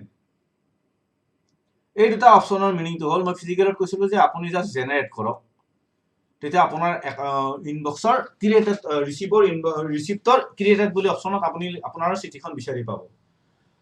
কিন্তু ইলেক্ট্ৰনিক মাধ্যমত অহা চিঠিখন সচৰাচৰ আমি ডাইৰেক্ট জেনেৰেট এণ্ড চেণ্ড কৰি দিব পাৰোঁ। কিন্তু ইয়াতো এটা কথা আছে দেই, চাব ইয়াত কথাটো এনেকুৱা ধৰণৰ যে আমাৰ ছেক্ৰেটেৰিয়েট লেভেলত কি হয়, ৰিচিভ বা ডেছপাচ কৰা কামটো বেলেগ এজনে কৰে আৰু ফাইলত পুটাক কৰা কামটো বেলেগ এজনে কৰে। চেম বস্তুটো চিফ ইঞ্জিনিয়াৰৰ অফিচতো আছে ইৰিগেশ্যনৰ, যে তাত ৰিচিভৰ কামটো বেলেগ এজনে কৰে, ডেছপাচৰ কামটো বেলেগ এজনে কৰে আৰু ফাইলত পুটাক কৰা কামটো বেলেগে কৰে। তেনেকুৱা ক্ষেত্ৰত আপুনি ৰিচিভ কৰি পেলাই জেনেৰেট এণ্ড চেণ্ড কৰি দিব পাৰে। চ' আপোনাৰ একাউণ্টত থোৱাৰ প্ৰয়োজন নাই। কিন্তু আমাৰ গ্ৰাউণ্ড লেভেল যিখিনি অফিচ আছে তাত আমি যিহেতু তিনিটাকে একাউণ্ট দিছোঁ, ডেট মিনছ SID যিটো আমাৰ ষ্টেট ইৰিগেশ্যন ডিপাৰ্টমেণ্ট চাৰ্কুলৰ পৰা চাব ডিভিজনলৈকে, তাত যিহেতু আমি তিনিটাকে একাউণ্ট দিছোঁ, সেই ক্ষেত্ৰটোত মই মাত্ৰ এটা বস্তুৱে তেওঁলোকক ক'ব বিচাৰোঁ যে আপোনালোকৰ তিনিটা একাউণ্টৰ দুটা একাউণ্ট, এটাটো আপোনালোকৰ চাইনিং অথৰিটি, বাকী দুটা একাউণ্টে কাম কৰিব। সেই দুটা একাউণ্টৰ মানুহে নিজৰ যদি পাৰে আপোনালোকে জেনেৰেট কৰি ৰাখক নিজৰ তাতে, কাৰণ আপুনি যোনে ৰিচিভ কৰিব তেওঁৱে হয়তো ফাইলত পুটাবো কৰিব লগা হ'ব পাৰে। চ' তেনেকুৱা ক্ষেত্ৰত যদি আপোনালোকৰ তাতে সেনেকুৱা এটা ইছ্যু আছে যে যোনে পুটাপ কৰে যোনে ফাইলটো পুটাপ কৰিব তেওঁৱে ৰিচিভ কৰিব, যোনে ৰিচিভ কৰিব তেওঁৱে পুটাপ কৰিব, তেনেকুৱা ক্ষেত্ৰত আপোনালোকে জেনেৰেট কৰি নিজৰ একাউণ্টত চেভ কৰি থওক। চ' মই ইয়াত জেনেৰেট এণ্ড চেণ্ড বুলি কৰিলে কি হ'ব সেইটো কৈ আছোঁ আপোনালোকক। চাওক, জেনেৰেট এণ্ড চেণ্ড কৰাৰ লগে লগে আপোনাৰ তাতে চেণ্ড কৰা অপশ্যন এটা আহিব, তাত আপুনি কালৈ পঠাব তাৰ নাম চামখিনি ভৰাই দিলে সেই পাৰ্টিকুলাৰ পাৰ্চনৰ একাউণ্টলৈ গুচি যাব। আৰু যদি আপুনি জেনেৰেট কৰে তেতিয়াহ'লে আপোনাৰ একাউণ্টতে সি থাকিব, পিছত আপুনি তাক চেণ্ড কৰি বেলেগজনক পাৰ্চন দিব পাৰে। চ' সেইটো আপোনালোকে ডিচিশ্যন ল'ব যে আপোনালোকে জেনেৰেট কৰিব নে জেনেৰেট এণ্ড চেণ্ড কৰিব। এনিৱে মই জেনেৰেট কৰি দেখাইছোঁ ইয়াত এতিয়া আপোনাক। গোটেই ডাটাখিনি মই ভৰালোঁ, জেনেৰেট কৰিলোঁ। ইয়াত চাওক, মই এটা ডাটা ভৰোৱা নাই, লগে লগে ইণ্ডিকেট কৰিছে এই ওপৰৰ ঘৰটো চাওক। গোটেই ইয়াত ডাটা গোটেইখিনি ফিল আপ কৰিব লাগিব। ইয়াত মিনিষ্ট্ৰীটো দেখাব লাগিব। মিনিষ্ট্ৰী আমাৰ যেতিয়া আপোনালোকে ড্ৰপ ডাউন লিষ্টখন মাৰিব তেতিয়া আপোনালোকৰ ৰিলেটেড ডিপাৰ্টমেণ্টখিনি ইয়াত অট'মেটিক আহিয়ে যাব, সেইখিনি আপডেট কৰাই আছে। চ' এই ডাটাখিনি মই ফিল আপ কৰিলোঁ, এতিয়া জেনেৰেট কৰিলোঁ। জেনেৰেট কৰাৰ লগে লগে ইয়াত এটা ECR নম্বৰ জেনেৰেট হ'ব। এই চাওক, ECR নম্বৰ। এই ECR নম্বৰটো আপুনি কিন্তু আপোনালোকে চাব দেই, যেতিয়া আমি ইলেক্ট্ৰনিকলি জেনেৰেট কৰিম তেতিয়াহ'লে তাৰ আগত এটা শব্দ আহিব, এইটো দেখিছে ECR নম্বৰ E1623 এইটো ECR নম্বৰ। এই ECR নম্বৰটো কিন্তু আপুনি চিঠিখনত লিখিব নালাগে, যিহেতু এখন ইলেক্ট্ৰনিক অহা চিঠি। কিন্তু আপুনি সেই পাৰ্টিকুলাৰ ECR নম্বৰটো যদি আপুনি ফিজিকেলি লেটাৰ এখন ৰিচিভ কৰে তেতিয়াহ'লে ফিজিকেলি লেটাৰখন ৰিচিভ কৰিলে কিন্তু ইটোৰ ঠাইত P আহিব। ই বুলি য'ত লিখা আছে তাত P আহিব। আৰু সেই নম্বৰটো কিন্তু আপুনি পাৰ্টিকুলাৰ যিখন হাৰ্ড কপি আছিলে আপোনাৰ তাত, সেই হাৰ্ড কপিৰ ওপৰত আপুনি লিখিব লাগিব। মই পুনৰ ৰিমাইণ্ড কৰিছোঁ, অফিচ একাউণ্ট নথকা ব্যক্তি এজনে আপোনালোকে হাৰ্ড কপিত চিঠি এখন পঠাব পাৰে, সেইখন কিন্তু আপুনি ফিজিকেলি ৰিচিভ কৰিব লাগিব। আৰু তেতিয়া আপোনাৰ তাতে যিটো ECR নম্বৰ জেনেৰেট হৈ আহিব তাৰ সন্মুখত P বুলি থাকিব। সেই P বুলি থকা ECR নম্বৰটো আপুনি, বাকী চিষ্টেম একেই, গমটো পাইছে সকলোৱে। P বুলি অহা মানে ফিজিকেলি আপুনি ৰিচিভ কৰিছে, তাত P প্লাছ নম্বৰ এটা আহিব। আৰু ইলেক্ট্ৰনিকলি ৰিচিভ কৰিলে তাতো সেই নম্বৰ আহিব। আপুনি এতিয়া এই ইলেক্ট্ৰনিক জেনেৰেট হৈ অহা লেটাৰ এইখন আপুনি এই নম্বৰটো আপুনি জাষ্ট এটা নোট ডাউন কৰি ৰাখক। আপোনাৰ কিবা এখন ডায়েৰী বা কিবা এটা নোটত আপুনি লিখি ৰাখক যে ইমান নম্বৰৰ চিঠি এখন মই, কাৰণ যিহেতু এইটোৰ হাৰ্ড কপি আপুনি লোৱা নাই এতিয়া, এই লেটাৰখন মই এতিয়া জেনেৰেট কৰিলোঁ। এই লেটাৰখন এতিয়া আপোনাৰ কামটো হ'ব কি, এতিয়া এই লেটাৰখন আপুনি পাৰ্টিকুলাৰ আপোনাৰ নিজৰ ইনবক্সত আপোনাৰ ছেভ হৈ গ'ল। ক'ত ছেভ হৈ গ'ল আপুনি যদি চাব বিচাৰে, চাওক নম্বৰটো মনত ৰাখিব 1623। বস্তুটো বুজি পাইছে সকলোৱে নিশ্চয়? আমি ৰিচিভ ছেকশ্যনটো চিমিলিয়াৰ ফিজিকেল আৰু ইলেক্ট্ৰনিক একে বস্তু। ইলেক্ট্ৰনিকত চিঠিখন আমি ৰিচিভ লেটাৰৰ ভিতৰত পাম, য'ত নেকি অলৰেডি সি স্কেন কপি হৈ পেলাই আমাৰ PDF ফৰ্মেট হৈ পেলাই আমাৰ চিষ্টেমত আহি যায়। আৰু আমি যদি আমি ফিজিকেল লেটাৰ এখন ৰিচিভ কৰোঁ তেতিয়া কিন্তু আমাৰ ফিজিকেল ব্ৰাউজাৰ ডায়েৰীত ফিজিকেল চিষ্টেমত আমি ক্লিক কৰি পেলাই তাক ল'ব লাগিব। আৰু আমি যিহেতু লেটাৰখন আমি অলৰেডি আমাৰ জেনেৰেট হৈ অহা লেটাৰ, ৰিচিভ লেটাৰৰ ভিতৰত আমি তাক পাম, তাক আমি চেম চিষ্টেমত আমি আপলোড কৰি ল'লোঁ, আমাৰ ECR নম্বৰ জেনেৰেট কৰি ল'লোঁ। এতিয়া আমি ক'ত বিচাৰি পাম সেই লেটাৰখন? আমি ৰিচিপ্টৰ ঘৰটোত যাম। ৰিচিপ্টৰ ঘৰটোত যাই পেলাই এইবাৰ আমি যাম ক্ৰিয়েটেড অপশ্যনটোত, ক্ৰিয়েটেডটো ক্লিক কৰক। ইয়াত চাওক, আপুনি যিখন লেটাৰ এইমাত্ৰ ৰিচিভ কৰিছে তাৰ নম্বৰটো আছিল E1623। চাওক, ঠিক তেনেকে ইয়াতো আপুনি চাব, যিখন লেটাৰ আপুনি ফিজিকেলি ৰিচিভ কৰিছিলে তাত কিন্তু P1621 বুলি এটা লেটাৰ আছে। ইয়াত চাওক, এইখন লেটাৰ আমি ফিজিকেলি ৰিচিভ কৰিছোঁ আৰু এই লেটাৰখন এইমাত্ৰ আমি ইলেক্ট্ৰনিকলি ৰিচিভ কৰিছোঁ। চ' এইখিনিয়ে আমাৰ কাম, মূলতঃ আমাৰ এইখিনিয়ে কাম ৰিচিভ ছেকশ্যনত আমাৰ মূলত কাম হ'ল এইখিনি আইডাৰ ইলেক্ট্ৰনিকলি আমি ৰিচিভ কৰিম আইডাৰ আমি ফিজিকেলি ৰিচিভ কৰিম আৰু প্ৰত্যেকটা ৰিচিভৰ সময়ত আমাৰ যিটো ইলেক্ট্ৰনিক নম্বৰ জেনেৰেট হ'ব ফিজিকেল ইচিআৰ নম্বৰ জেনেৰেট হ'ব ফিজিকেলৰ ক্ষেত্ৰত আমি তাক নোট ডাউন কৰিম ইলেক্ট্ৰিকেলৰ ক্ষেত্ৰত আৰু ইলেক্ট্ৰনিকৰ ক্ষেত্ৰত আমি তাৰ চিঠিখনৰ ওপৰত সি থাকিবই এতিয়া খালি এটা কাম আছে আপোনাৰ চাওক আপোনাৰ একাউণ্টত যিহেতু চিঠিখন ছেভ হৈ আছে যদি আপুনিয়ে পুট আপ কৰে তেতিয়াহ'লে প্ৰব্লেম নাই আপোনাৰ একাউণ্টতে আপুনি পুটিনে ফাইলত যাব পাৰিব যদি আপুনি নকৰি পুট আপৰ কামটো বেলেগ এজনক পুট আপৰ কাম কৰিব দিছে ডিপাৰ্টমেণ্টে চ' সেই পাৰ্টিকুলাৰ পাৰ্চনলৈ আপুনি চেণ্ড কৰিব লাগিব সেইটো চিম্পল প্ৰচেছ আপুনি কি কৰিব লাগিব সাপোজ এতিয়া এই কামটো ধৰক এই লেটাৰখন এতিয়া বেলেগ এজন ব্যক্তিয়ে তেওঁৰ পুট আপৰ কাম কৰে ফাইলত তেওঁলৈ আপুনি পঠাই দিব লাগে মাত্ৰ জাষ্ট তাত ক্লিক কৰক ক্লিক কৰি পেলাই ইয়াতে আপোনাৰ চেণ্ড বুলি ইয়াতে আপুনি চাওক চেণ্ড বুলি এটা অপশ্যন আছে চেণ্ডটো ক্লিক কৰিব আৰু যদি আপুনি নিজে ফাইলত পুট আপ কৰে এটা পুট ইন ফাইল অপশ্যন পাব এইটো মই পিছত দেখাম আপোনালোকক এতিয়া মই দেখিছোঁ যে চেণ্ড সাপোজ এই লেটাৰখন বেলেগ এজন ব্যক্তিয়ে ফাইলত পুট আপ কৰিব তো তেখেতৰ একাউণ্টত জাষ্ট আপুনি যোনখন লেটাৰ পঠাব লাগে সেই নম্বৰটোত আপুনি জাষ্ট ক্লিক কৰক চেণ্ড বুলি এটা অপশ্যন আছে চেণ্ড অপশ্যনটো ক্লিক কৰক আপোনাৰ সন্মুখত এনেকৈ স্ক্ৰীন এখন আহিব এই বস্তুটো আপুনি ফিজিকেলে হওক বা ইলেক্ট্ৰনিকেলি ৰিচিভ কৰা লেটাৰ হওক চবতে চেম বস্তুৱে পাব ইয়াত আপুনি পাৰ্টিকুলাৰ ব্যক্তিজনৰ ডাটাখিনি ভৰাই আহিব লাগিব তেওঁৰ নামটো ভৰালে তেওঁ আপোনাৰ ইয়াত ওপৰত খালি এটা বস্তু চাব আপোনাৰ ডিপাৰ্টমেণ্টটো ইয়াত ছেট কৰিব কাৰণ যিহেতু আপোনাৰ ডিপাৰ্টমেণ্টৰ লেটাৰ আপোনাৰ ডিপাৰ্টমেণ্টৰ ব্যক্তিজনেই কৰিব ইয়াত বেলেগ ডিপাৰ্টমেণ্টৰ ব্যক্তিটো আৰু পুট আপ নকৰে চ' সেই পাৰ্টিকুলাৰ ব্যক্তি আপোনাৰ প্ৰথম ডিপাৰ্টমেণ্টটো ঠিক কৰি ল'ব কোনটো ডিপাৰ্টমেণ্টত এই ড্ৰপডাউনত গোটেই ডিপাৰ্টমেণ্টটো পাব তাতে আপোনাৰ যিটো অফিচ নিজৰ অফিচ সেই অফিচটোৰ নামটো ইয়াত চিলেক্ট কৰি ল'ব প্ৰথম তেতিয়াহে পাৰ্টিকুলাৰ মানুহজনক বিচাৰি পাব নামটো দি ল'লে দি পাৰ্টিকুলাৰ মানুহজনৰ নামৰ 3টা আখৰ ইয়াত মাৰিলে সচৰাচৰ আহি যায় বা গোটেই নামটো লিখিলেও ড্ৰপডাউন লিষ্টত সেই মানুহজনৰ নামটো আহি যাব চ' যেতিয়া আহি যাব সেই মানুহজনলৈ আপোনাৰ মাত্ৰ এটাই কাম চেণ্ড কৰি দিয়ক এই চেণ্ড বুলি এটা অপশ্যন পাব সেইটো ক্লিক কৰি দিব ইয়াত এই ডাটাখিনি ভৰাব লাগিব আপুনি ডাটাখিনি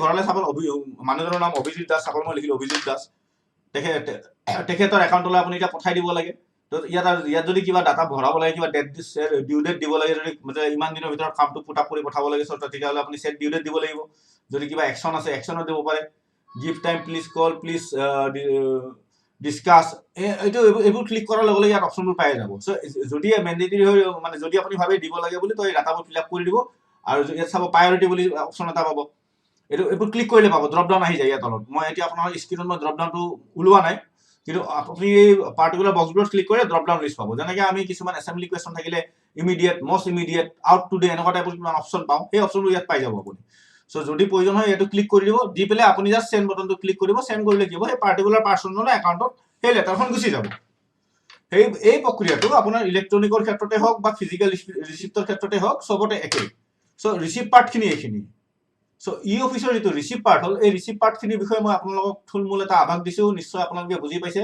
ইয়াত বিশেষ চিন্তা কৰিব লগা একো নাই খালি এটা বস্তু মনত ৰাখিব ইৰিগেশ্যন ডিপাৰ্টমেণ্টে এতিয়াৰ পৰা নিজৰ বিভাগৰ মাজত প্ৰত্যেকখন চিঠি ইলেক্ট্ৰনিক মাধ্যমত পঠাব অৰ্থাৎ অফিচৰ মাধ্যমত পঠাব আউটছাইড কিবা ডিপাৰ্টমেণ্ট বা কোনোবা বেনিফিচিয়াৰী যদি আমি চিঠি পাওঁ সেইবোৰ চিঠিহে আমি হাৰ্ড কপি ৰিচিভ কৰিম ডিপাৰ্টমেণ্টেল কোনো চিঠি হাৰ্ড কপি ৰিচিভ কৰা নহ'ব চব অফিচৰ মাধ্যমেদিয়ে আদান প্ৰদান হ'ব সি লাগিলে এষ্টিমেটেই হওক ডিমাণ্ডেই হওক বিলেই হওক বা নৰ্মেল নটিফিকেশ্যন এখনেই হওক বা অফিচ অৰ্ডাৰ এটাই হওক everything should be under office system ঠিক আছে তো ৰিচিভ ছেকশ্যনটো ইমানতে শেষ হ'ল এতিয়া মই আপোনালোকলৈ আগবাঢ়ো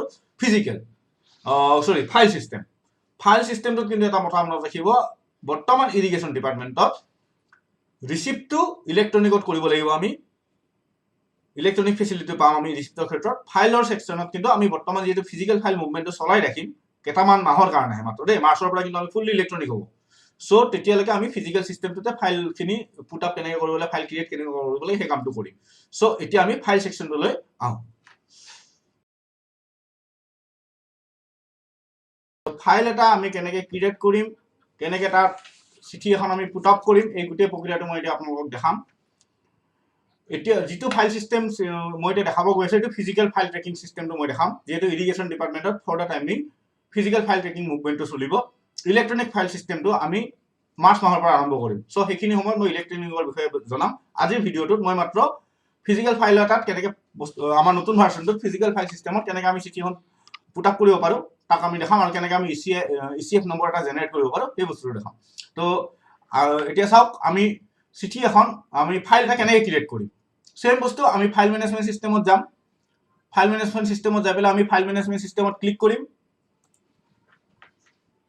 ফাইল মেনেজমেন্ট সিস্টেম ক্লিক কৰাৰ লগে লগে আমাৰ সন্মুখত এনেকুৱাকৈ এখন স্ক্ৰীন আহিব ইয়াত সিম্পল আমি ফাইল বুলি এই ওপৰত দেখাই পাইছে আপোনালোকে ফাইল এই ফাইল অপশনটো যাই ক্ৰিয়েট অপশনটো ক্লিক কৰিম এইখিনিতে মই আমাৰ জলসিঞ্চন বিভাগৰ কৰ্মকৰ্তাসকলক এটা অনুৰোধ জনাম পাৰিলে আপোনালোকৰ যিকেইটা মেন্ডেটৰী ফাইল যিকেইটা সচৰাচৰ আমাৰ ব্যৱহাৰ হৈ থাকে আপোনালোকে চিঠি এখন আহালৈকে ৰখিব নালাগে আগতে ফাইলবোৰৰ ইচিএম নম্বৰ জেনেৰেট কৰা আৰম্ভ কৰি দিয়ক আগতে আমি আগৰ ভিডিঅ'টোত মই আপোনালোকক দেখাইছিলো যে কেনেকৈ পুৰণা ভাৰ্চনটোত আমি ফাইল ক্ৰিয়েট কৰিব লাগে আৰু বহুতে কৰিছেও নতুন ভাৰ্চনটো সেম প্ৰচিডিউৰ খালি অকমান লুকটো বেলেগ হৈছে সো আপোনালোকে ফাইল ক্ৰিয়েট কৰা আৰম্ভ কৰি দিয়ক খালি এটা কথা মন কৰিব যিমান ফাইল আছে সব ফাইল আপোনালোকে বৰ্তমান ফিজিক্যালি ক্ৰিয়েট কৰক সব ফাইল ফিজিক্যালি নট ইলেক্ট্ৰনিক ঠিক আছে কিন্তু এটা ফাইল আপোনালোকে নতুনকৈ প্ৰত্যেকটা অফিচত ক্ৰিয়েট কৰিব লাগিব মনত কৰিব মই ৰিপিট কৰিছো যিমান ফাইল আছে পুৰণা সব ফিজিক্যাল ফাইল ক্ৰিয়েট কৰিব মই দেখাই দিম এটা সিস্টেমত আৰু মাত্ৰ এটা ফাইল আপোনালোকে এটা বা দুটা ফাইল যেটো আপোনাৰ ৰিলেটেড উইথ ডেছপাচ সেকশন ইস্যু বা ডেছপাচ যেটো আমাৰ সেকশন হ'ব তাৰ কাৰণে আমাক এক্সট্ৰা এটা ফাইল লগা হ'ব সেই ইস্যু বা ডেছপাচৰ কাৰণে আপোনালোকে এটা বা দুটা ফাইল ইলেক্ট্ৰনিকলি জেনাৰেট কৰিব লাগিব সেইটো মই দেখাই দিম সো এতিয়া আমি আগবাঢ়ো ফাইল এটা কেনেকৈ ক্ৰিয়েট কৰিব লাগে সিম্পল বস্তু এই ফাইল বুলি অপশনটো যেটো আপোনালোকে দেখা পাইছে তাৰ কাষত এটা ক্ৰিয়েট বুলি এটা বটন পাব সেই ক্ৰিয়েট বুলি বটনটো ক্লিক কৰিব কৰিলে আপোনাৰ সন্মুখত এনেকুৱাকৈ এখন স্ক্ৰীন আহিব ইয়াত চাওক এই গোটেই স্ক্ৰীনখন পিংক কালাৰ হৈ আছে ওপৰত আছে ইলেক্ট্ৰনিক ইফালে আছে ফিজিক্যাল ইফালে আছে নন এছএফএছ ইফালে আছে এছএফএছ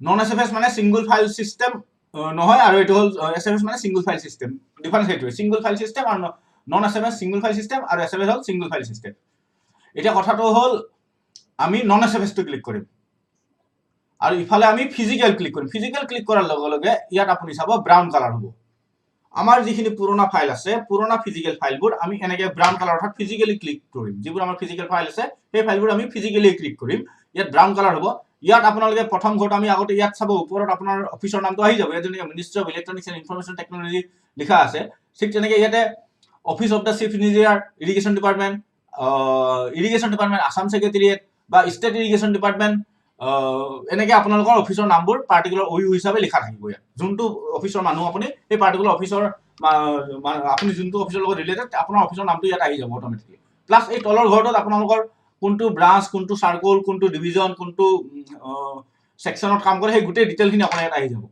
সে ফৰ এক্সাম্পল সাৰ্কল ধুবুৰীটো ইয়াত সাৰ্কল ধুবুৰী আহিব ডিভিজন খদিয়া ডিভিজন যদিটো খদিয়া ডিভিজন আহিব সাব ডিভিজন মাৰ্কেটিটা যদি মাৰ্কেটিটা সাব ডিভিজন আহিব সো ইয়াত আপোনালোকৰ নামবোৰ আহি যাব ইয়াৰ পিছত আহিব চাওক বেসিক হেড আমি যে কৈছো basic head primary head secondary head tertiary head এই বস্তুকেইটা কিন্তু আপোনালোকৰ ইয়াত ভৰোৱাটো মেন্ডেটৰী ইয়াত আপোনালোকে কি কৰিব বেসিক হেডত য'ত যিখিনি আমাৰ কৰ্মচাৰী আসাম ছেক্ৰেটেৰিয়েটৰ লগত জড়িত তাতে অকল এটাই আপুনি বেসিক হেড পাব সেইটো ইয়াত ক্লিক কৰাৰ লগে লগে ড্ৰপ ডাউন এখন আহিব তাত অকল IGN বুলি পাব অৰ্থাৎ ইৰিগেশ্যন ডিপাৰ্টমেণ্ট যদিও আপুনি বেলেগ কিবা কিবি যদি কিবা কাৰণে দেখাও পায় সেইবোৰত আপোনালোকে ক্লিক নকৰিব কেৱল আপোনালোকে ক্লিক কৰিব বেসিক হেডত IGN ক্লিক কৰাৰ লগে লগে ইয়াত IGN শব্দটো আহি যাব সেফৰ এটো যেটো ডেমো ভাৰ্সন মই জাস্ট এটা ক্লিক কৰি দিছো সাপোজ ইয়াত নাম এটা আহি গল যদি অফিস অফ দ্য চিফ ইঞ্জিনিয়াৰৰ কৰ্মচাৰী হয় তেখেতে ইয়াত CEI টো ক্লিক কৰিব CEI আপুনি বেলেগ কিবা দেখা পালেও ক্লিক নকৰিব only CEI office of the chief engineer তাত আপুনি দেখাই পাব office of the chief engineer বুলি আৰু যদি আমাৰ গ্ৰাউণ্ড লেভেলৰ মানুহ হয় মানে সাৰ্কল লেভেলৰ যিখিনি মানুহ হয় ফিল্ড লেভেলৰ মানুহ তেওঁলোকৰ তাত কিন্তু আপুনি SID দেখা পাব অৰ্থাৎ ষ্টেট ইৰিগেশ্যন ডিপাৰ্টমেণ্ট সো সাৰ্কুলৰ পৰা আৰম্ভ কৰি ডিভিজন আৰু সাব ডিভিজনৰ মানুহখিনিয়ে ইয়াতে SID ক্লিক কৰিব মনত ৰাখিব staff irrigation department Assam secretariat তেওঁলোকে IGN শব্দটো ক্লিক কৰিব বেসিক হেডত chief engineer office of the chief ইঞ্জিনিয়াৰৰ মানুহখিনিয়ে CEI বেসিক হেডটো ক্লিক কৰিব আৰু যিখিনি আমাৰ সাৰ্কুলৰ পৰা SDO লেভেলৰ মানুহ আছে তেওঁলোকে ইয়াতে SID টো ক্লিক কৰিব ইয়াৰ পিছত আপোনাৰ আহিব সেকেন্ড প্ৰাইমেৰী হেডত আপুনি পাব টেকনিক্যাল এষ্টাবলিশ একাউণ্ট যিখিনি আপোনাৰ ৰিলেটেড ফাইল আছে গোটেইখিনি ইয়াত পাব তাত ক্লিক কৰিব মই জাস্ট ডেমো ভাৰ্সন এটা ক্লিক কৰি দেখাই দিছো সেকেন্ড অপশনটো তাৰ পিছত অপশনটো যাব পাব আপুনি যেটো আমাৰ প্ৰাইমেৰী হেড সেকেন্ডাৰী হেডত আপুনি এটা সাপোজ আপুনি যদি ইয়াত এষ্টাবলিশ ক্লিক কৰিছে এষ্টাবলিশৰ আন্ডাৰৰ যি মেটাৰ আছে হেতু আহিব মই ইয়াত মেডিকেল এক্সাম বুলি লিখিছো সো ইয়াত মেডিকেলৰ আন্ডাৰৰ যিখিনি আছে সেকেন্ডাৰী হেডত হেতু ক্লিক কৰিছো সো ইয়াত হেনেকৈ আহি যাব টাৰ্চাৰী হেডটো ঠিক সিমান মেন্ডেটৰী নহয় যদি আছে দিব নাই যদি নাই সো এই তিনটা ঘৰ আপোনালোকে ফিল আপ কৰিব এনেকৈ আকৌ ৰিপিট কৰিছো Assam secretariat IGN basic head office of the chief engineer CEI basic head circle to SDO office অৰ্থাৎ ষ্টেট ইৰিগেশ্যন ডিপাৰ্টমেণ্ট তেওঁলোকৰ কাৰণে SID। চ' এইকেইটা বস্তু ক্লিক কৰিব, ইয়াত আপোনাৰ ইয়াৰটো অট'মেটিক আহিব, আপোনাৰ কোনটো অফিচৰ মানুহ হয় আপুনি ইয়াত অট'মেটিক সেই অফিচৰ নামটো ইয়াত চাইডৰ লাষ্টৰ ঘৰটোত আহি যাব। এতিয়া আহিব ডেছক্ৰিপশ্যন। আপুনি যিটো ফাইল খুলিব সেই ফাইলটো কি ৰিলেটেড মেটাৰ, ফিজিকেল ফাইলটো সাপোজ সে ফৰ এক্সাম্পল ফিজিকেল ফাইলটো ইষ্টাব্লিছ মেটাৰ, আপুনি ইষ্টাব্লিছ মেটাৰ লিখিলে সাপোজ।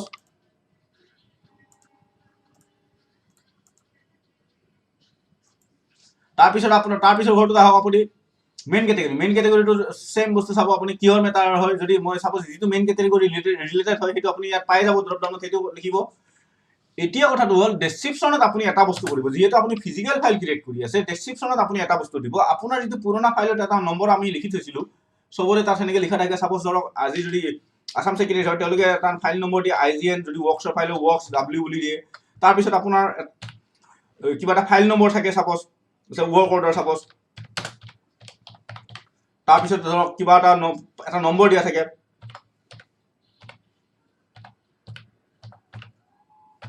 সেনেকুৱা যদি কিবা নম্বৰ আছে সেই নম্বৰটো আপুনি ইয়াত লিখি ল'ব, ফিজিকেল নম্বৰটো। তাৰপিছত এই নম্বৰটো আপুনি ইয়াতে কপি কৰিব। কপি কৰি পেলাই আপোনাৰ তলত এটা চাব প্ৰিভিয়াছ ৰিফাৰেঞ্চ বুলি এটা নম্বৰ আছে, তাত আপুনি পেষ্ট কৰিব। এইটো কিন্তু মেণ্ডেটৰী, মই আগৰ ভিডিঅ'টো কৈছোঁ এইবাৰো কৈছোঁ আপোনালোকক, এইটো বস্তু নাপাহৰিব। এইখিনি এনেকৈ ভৰাব। ভৰোৱাৰ পিছত ইয়াত চাব এবাৰ আপুনি আৰু কিবা ৰিমাৰ্কছৰ ঘৰত যদি কিবা ৰিমাৰ্কছ ভৰাব লগা হয় ভৰাব, নাই যদি নাই। চ' মেণ্ডেটৰী ঘৰ এইকেইটা ঘৰ আপুনি মেণ্ডেটৰী ভৰাব। ভৰোৱাৰ পিছত কণ্টিনিউ এনিৱে বুলি অপশ্যন এটা আছে, কণ্টিনিউ এনিৱেটো ক্লিক কৰিব। যদি আপোনাৰ অল ডাটা অ'কে আছে তেতিয়াহ'লে প্ৰচিড কৰিব। যদি কিবা কাৰণত আপুনি এবাৰ চেক কৰিব, যদি কিবা ভুল থাকি গ'ল তেতিয়াহ'লে আপুনি কেনচেল কৰি আকৌ তাক এডিট কৰিব। মনত ৰাখিব, এবাৰ ফাইল প্ৰচিড কৰাৰ পিছত তাক আপুনি আৰু চেঞ্জ কৰিব নোৱাৰে। মই পুনৰ কৈছোঁ, কিবা কাৰণত আপোনাৰ ডাটা যদি ভুল হৈ গ'ল তাক আপুনি চেঞ্জ কৰিব নোৱাৰে, আপুনি আইদাৰ সেই ফাইলটো ক্ল'জ কৰি দিব লাগিব।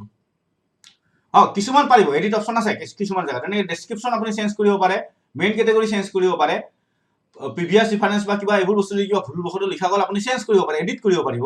কিন্তু আপোনাৰ এই যে ওপৰত বেছিক হেড টাৰ্চাৰী হেড যিখিনি দিছিলে বা যিটো আপোনাৰ ECR নম্বৰ ECF নম্বৰ যিটো জেনেৰেট হৈ আহিব, সেই পাৰ্টিকুলাৰ ECF নম্বৰবোৰ এই নম্বৰ কিন্তু আপুনি চেঞ্জ কৰিব নোৱাৰে।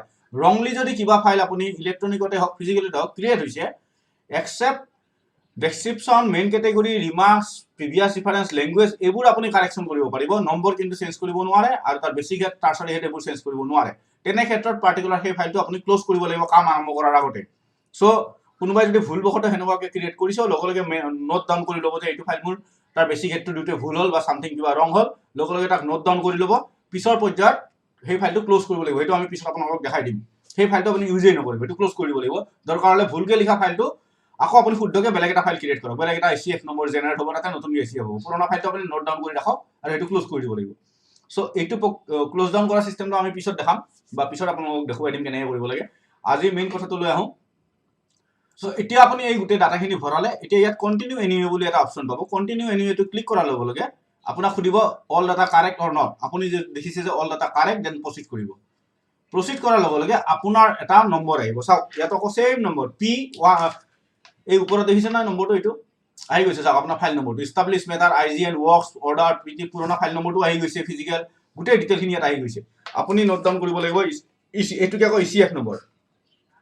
ECF নম্বৰ, এই নম্বৰটো আপুনি নোট ডাউন কৰিব লাগিব। এই ফাইলটোৰ নম্বৰ কিমান 1602। মই নোট ডাউন কৰিলোঁ, তাৰ লগত যিখিনি এক্সট্ৰা মেটাৰ লিখা থাকে এই লেটাৰখিনিও আপুনি নোট ডাউন কৰিলোঁ। অৰ্থাৎ সেই ফাইলটোত আপুনি ফিজিকেল ফাইলটোৰ ওপৰত এই বস্তুখিনি লিখি ল'ব। আপুনি যিটো ফিজিকেল ফাইল ক্ৰিয়েট কৰিছে তাৰ ওপৰত এই গোটেই নম্বৰখিনি আপুনি নোট ডাউন কৰি ল'ব। এইখিনি কিন্তু মেণ্ডেটৰী, কোনেও নাপাহৰিব। মই বাৰে বাৰে কৈছোঁ, আগৰ ভিডিঅ' কেইটাতো কৈছোঁ, এইটো ভিডিঅ'টো মই আপোনালোকক ৰিপিট কৰি কৈছোঁ। ECF, ECR, ECI যিবোৰ নম্বৰ জেনেৰেট হয় সেইবোৰ চব নোট ডাউন কৰিব। কিন্তু এবাৰ নম্বৰ পাহৰি গ'লে আপুনি বিচাৰি থাকিলেও নাপাইছে চিষ্টেমত। গতিকে নম্বৰটো আপুনি লিখি ল'বই লাগিব। ফাইলটোত লিখি ল'ব ECF নম্বৰটো। লিখি লোৱাৰ পিছত এইবাৰ আহক ইয়াৰ পিছৰ পৰ্যায়টো লৈ যাওঁ। এইটো নম্বৰটো মই লিখি ৰাখিলোৱে।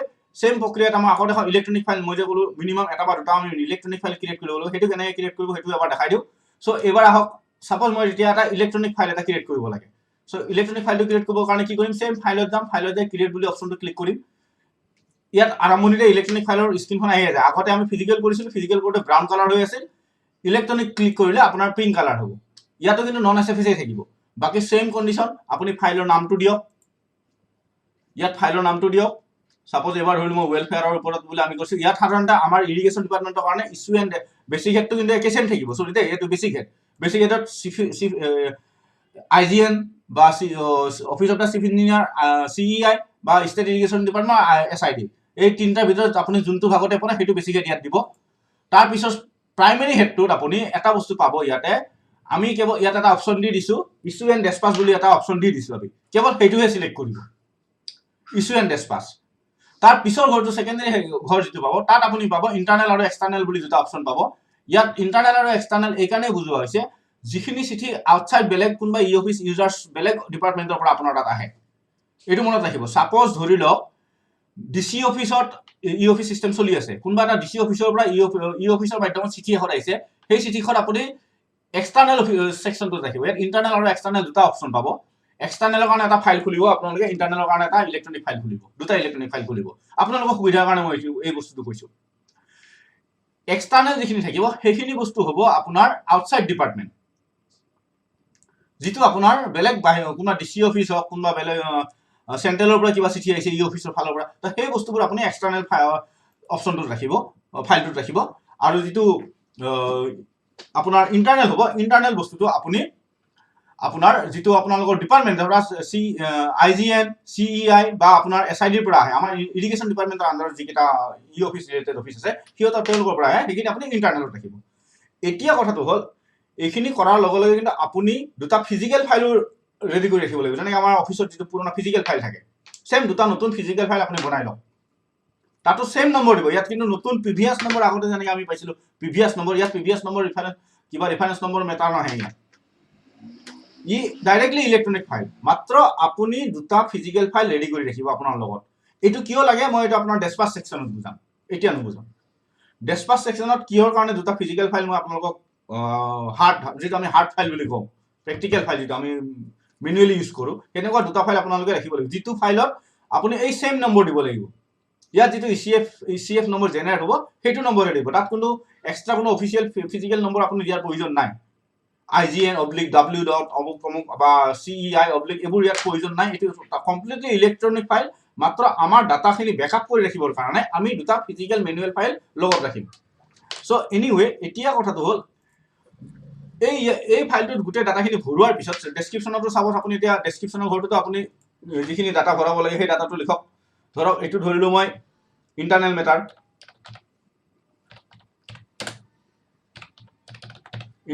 বুলি দিব আৰু যিটো এক্সটাৰ্নেলৰ কাৰণে খুলিব তাত আপুনি এক্সটাৰ্নেল মেটাৰ বুলি দিব ইয়াৰ পিছত চাব মেইন কেটেগৰীটো আপুনি এইটো ইয়াত ধৰক মেইন কেটেগৰী আপুনি যিটো পায় সাপোজ বোলে জেনেৰেল বুলি দিয়ক কথাটো বোলে জেনেৰেল ৰাখিলে ইয়াত আপুনি ইষ্টাব্লিছৰ কাৰণে এক্সট্ৰা খুলিছে এক্সট্ৰা খুলিব নালাগে মোৰ হিচাপত পৰামৰ্শ ইয়াত আপুনি জেনেৰেল বুলি ৰাখক কাৰণ অল ইণ্টাৰনেট এটা ফাইলতে সোমাব অল এক্সটাৰ্নেল এটা ফাইলতে সোমাব সো ইয়াত জেনেৰেল বুলি ৰাখক তেতিয়াহ'লে অসুবিধা কাৰণ নহয় সো ইয়াত তাৰপিছত আপুনি ৰিমাৰ্কছ কিবা আছে যদি দিব পাৰে এইবোৰ ইয়াত প্ৰয়োজন নাই দিয়াত প্ৰিভিয়াছ ৰেফাৰেন্স ইয়াত নাই আমাৰ কোনো প্ৰিভিয়াছ ৰেফাৰেন্স ইয়াত প্ৰয়োজন নাই কাৰণ এইটো ফাইলত আমি কোনো মেনুৱেল নম্বৰ নিদিওঁ এইটো কেৱল কমপ্লিটলি ইলেক্ট্ৰনিক ফাইল হয় আৰু ইলেক্ট্ৰনিক নম্বৰটোৱে আমাৰ ফাইল ফিজিকেলি আমি যিটো ফাইল বনাই ল'ম হাৰ্ড কপি এটা তাতো আমি সেম নম্বৰ মেইনটেইন কৰিম সো এতিয়া ইয়াৰ কথাটো হ'ল লেংগুৱেজ বৰ্ডটো চাব লেংগুৱেজটো আমাৰ সচৰাচৰ ইংলিছে ইউজ হয় সো আমি ইয়াতে ইংলিছটোৱে দিম কিছুমান ক্ষেত্ৰত যদি অসমীয়া ইউজ কৰিব খুজিছে যিহেতু অসমীয়া ভাষাটো আমাৰ চৰকাৰী ভাষা আপোনালোকে অসমীয়া ভাষাটো ব্যৱহাৰ কৰিব পাৰে সো আমি ইংলিছ অৰ আছামিজ যিকোনো আমি ইউজ কৰিব পাৰোঁ সো এতিয়া কথাটো হ'ল আমি এই ফাইলটো জেনেৰেট কৰিলে কণ্টিনিউ এনিৱে বুলি যেতিয়া আপুনি ক্লিক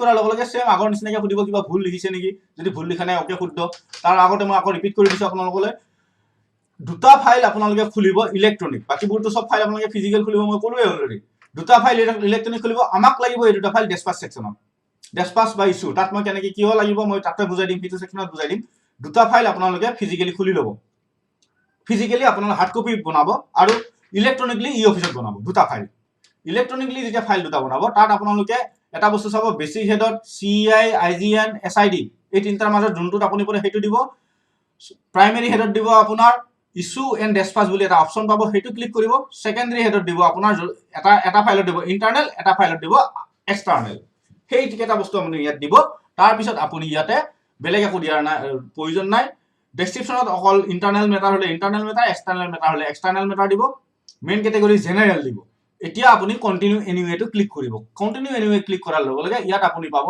আপোনাৰ প্ৰচিড সব ডাটা ওকে প্ৰচিড কৰি দিয়ক দিয়াৰ লগে লগে আপোনাৰ এই ফাইলটো এটা ইলেক্ট্ৰনিক ফাইল আপোনাৰ জেনেৰেট হ'ল চাওক ইলেক্ট্ৰনিক ফাইল জেনেৰেট হোৱাৰ লগে লগে এইফালে এখন গ্ৰীণ কালাৰ স্ক্ৰীন আহি যায়।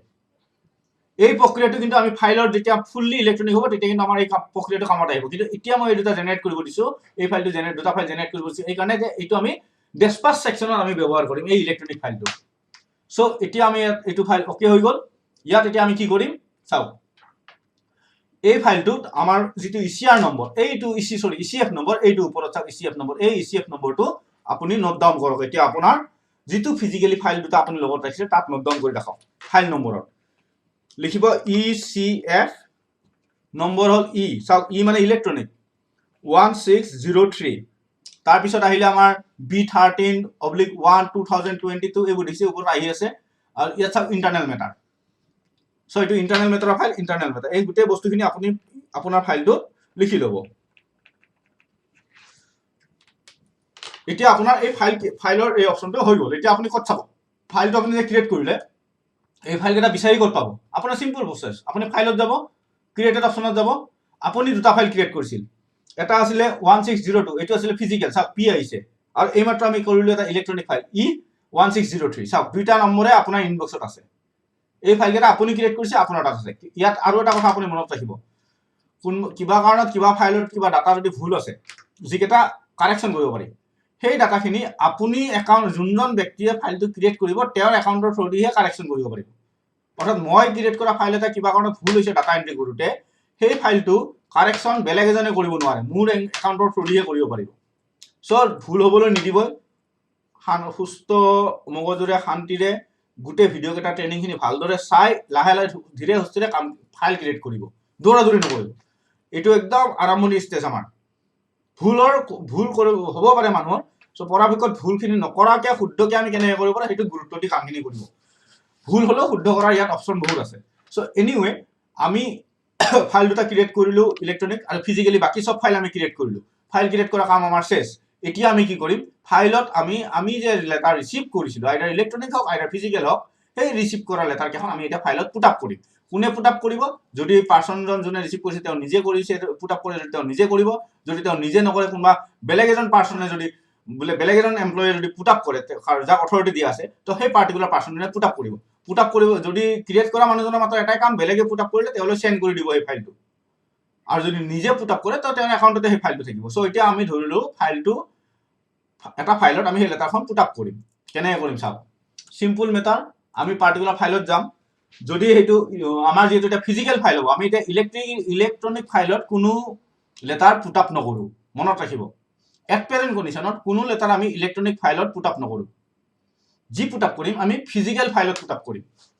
চ' এইটো একদম গুৰুত্ব সহকাৰে কথাটো ল'ব। দুটা ফাইল আমি ইলেক্ট্ৰনিক কৰিছোঁ, কিন্তু সেই দুটা কেৱল ইছ্যু আৰু ডেছপাছত ইউজ হ'ব। নৰ্মেল যিখিনি আমাৰ অফিচিয়েল কাম চলিব, সেই কামখিনিত কেৱল মাত্ৰ ফিজিকেল ফাইলহে আমি ইউজ কৰিম, আমি জেনেৰেট কৰা ফিজিকেল ফাইল। চ' আমি জেনেৰেট কৰা ফিজিকেল ফাইলত আমি এখন লেটাৰ এতিয়া পুট আপ কৰিম। চ' ছাপ'জ ধৰি লওক মোৰ এইটো ফিজিকেল ফাইল P, এই ফিজিকেল ফাইলটো মই এতিয়া ইয়াত ক্লিক কৰিম। দুটা ৱে আছে ইয়াত। এটা হ'ল ইয়াত আপুনি এইটো ক্ৰিয়েট কৰিলে, ক্ৰিয়েট কৰি এটাচ শব্দটোত যাব, এটাচ ৰিচিপ্টত যাব। এটাচ ৰিচিপ্ট ক্লিক কৰাৰ লগে লগে আপুনি যি ৰিচিপ্ট কৰিছিলে সেই ৰিচিপ্টখিনি ইয়াত আপোনাৰ পাই যাব। চ' চে ফৰ এক্সাম্পল আপুনি এতিয়া ৰিচিপ্টত যাওক, ইয়াততো আপোনাৰ কোনো শ্ব'ই কৰা নাই কোনখন লেটাৰ মই ৰিচিভ কৰিম, এই ফাইলটোত কোনখন লেটাৰ মই এই ফাইলটোত পুট আপ কৰিম। চ' ইয়াৰ কাৰণে কি কৰিব, আপোনাৰ একাউণ্টত ৰিচিপ্টৰ একাউণ্টত যাওক, আপুনি ৰিচিপ্টৰ একাউণ্টত ক্ৰিয়েটেডত যাওক, ক্ৰিয়েটেড। এতিয়া আপুনি চাওক, চিম্পল মেটাৰ, একদম মন দি শুনিব, একদম ইজি প্ৰচেছ হয়। যিখন লেটাৰ ৰিচিভ কৰা পাৰ্চনে আপোনাৰ একাউণ্টত পঠাই দিছে বা আপুনি নিজেই ৰিচিভ কৰিছে, সেইখন লেটাৰটো আপোনাৰ তাত দেখাবই। ECR নম্বৰ আছিল 1621, ফিজিকেলি আমি যিখন ৰিচিভ কৰিছিলোঁ, বা ইলেক্ট্ৰনিকলি যদি আমি ৰিচিভ কৰিছোঁ তাতো প্ৰব্লেম নাই। এইটো ইলেক্ট্ৰনিক হ'ল, এইটো ফিজিকেল হ'ল। কিন্তু কথা এটা ইয়াত মন কৰিব, গুৰুত্বপূৰ্ণ কথা এটা এতিয়া মন দি শুনিব। ফিজিকেলি ৰিচিভ কৰা লেটাৰখন আমাৰ তাতে হাৰ্ড কপি ফিজিকেলি আছে আমাৰ লগত। চ' আমি আমাৰ মেনুৱেল ফাইলটোত আমি এইখন ৰাখি দিব পাৰোঁ, পুট আপ কৰিব পাৰোঁ। কিন্তু ইলেক্ট্ৰনিক ফাইলৰটো আমাৰ হাৰ্ড কপি লগত নাই। ইলেক্ট্ৰনিকলি যদি কিবা এখন লেটাৰ আমি ৰিচিভ কৰিছিলোঁ, চে ফৰ এক্সাম্পল এই লেটাৰখন আমি ইলেক্ট্ৰনিক ৰিচিভ কৰিছোঁ, ই লিখা আছে, দেখিছে আপোনালোকে ই লিখা আছে, ইয়াৰ কোনো হাৰ্ড কপি আমাৰ লগত নাই। সো আমি কি কৰিম, ইয়াৰ এটা হাৰ্ড কপি আমি ওলাই ল'ব লাগিব। কেনেকৈ ওলাম, এইটো জাষ্ট ক্লিক কৰক। কৰাৰ লগে লগে আপোনাৰ সন্মুখত সেই পাৰ্টিকুলাৰ লেটাৰখন আপোনাৰ সন্মুখত আহি যাব। ইয়াত আপুনি চাওক ওপৰত ডাউনলোড বুলি এটা অপশ্যন আছে, চাওক এইটো দেখিছে না, এই বটনটো ডাউনলোড। ইয়াত কিন্তু এটা বস্তু মন কৰিব, চাওক ইচিআৰ নম্বৰ ই প্ৰিণ্ট আউট হৈ আহিছে, কিন্তু ইয়াত চাওক ইচিআই নম্বৰ, যিটো লেটাৰ আপোনালোকে পঠাইছিল পাৰ্টিকুলাৰ পাৰ্চনজনে, তেওঁ এটা ইচিআই নম্বৰ দি পঠাইছিল, সেই নম্বৰটো ইয়াত জেনেৰেট হৈ আহিছে। ঠিক আছে, এতিয়া এই লেটাৰটো, এই নম্বৰটো আপুনি এই লেটাৰখন আপুনি ডাউনলোড কৰক। ইয়াত চাব ইচিআই নম্বৰটোহে জেনেৰেট হৈ আহিছে, ইচিআই যিটো পাৰ্টিকুলাৰ পাৰ্চনজনে পঠাইছিল আপোনালৈ। আপোনাৰ ইচিআৰ নম্বৰটো কিন্তু ইয়াত জেনেৰেট হোৱা নাই, যিটো আপুনি ইচিআৰ কৰিলে, নতুনকৈ আপুনি ইচিআৰ কৰিলে না এখন লেটাৰ, আপুনি ৰিচিভ কৰিলে না, আপোনাৰ তাত এটা ইচিআৰ নম্বৰ জেনেৰেট হ'ল। ইচিআৰ নম্বৰটো আছিল আপোনাৰ এইটো 1619, এইটো যদি ফিজিকেল হয় পি আহিব, এইটো যদি ইলেক্ট্ৰনিক হয় ফিজিকেলটো কথাই নাই, আপুনি অলৰেডি হাৰ্ড কপিৰ ধৰণত লিখিয়ে দিছে ফিজিকেল নম্বৰটো। ইলেক্ট্ৰনিকৰ ক্ষেত্ৰতহে আপুনি লিখা নাই। ইলেক্ট্ৰনিকলি আপুনি যেতিয়া ৰিচিভ কৰিছে তেতিয়া আপোনাৰ 1619 এই নম্বৰটো ইয়াত আছে। আপুনি এই নম্বৰটো এতিয়া নোট ডাউন কৰক, এই লেটাৰখনৰ নোট ডাউন। ইয়াত আপুনি চাওক কনফিউজ নহ'ব, লেটাৰখনৰ ওপৰত এটা নম্বৰ পাব বাওঁফালে কোণাত, এইটো হ'ল ইচিআই নম্বৰ। এই নম্বৰটো আপুনি জেনেৰেট কৰা নাই, যিজন পাৰ্চনে আপোনালৈ পঠাইছে তেওঁ জেনেৰেট কৰিছিল ইচিআই। আপুনি যেতিয়া চিঠি কাৰোবালৈ পঠাব আপোনাৰ তাতো এনেকৈ জেনেৰেট হ'ব নম্বৰ। এই নম্বৰটো চিঠিখনত থাকিবই অলৰেডি, প্ৰিণ্ট আউট কৰিলে এনেকৈ ওলাব, কিন্তু ইচিআৰ নম্বৰটো আপোনাৰ ইয়াত নাই ক'তো।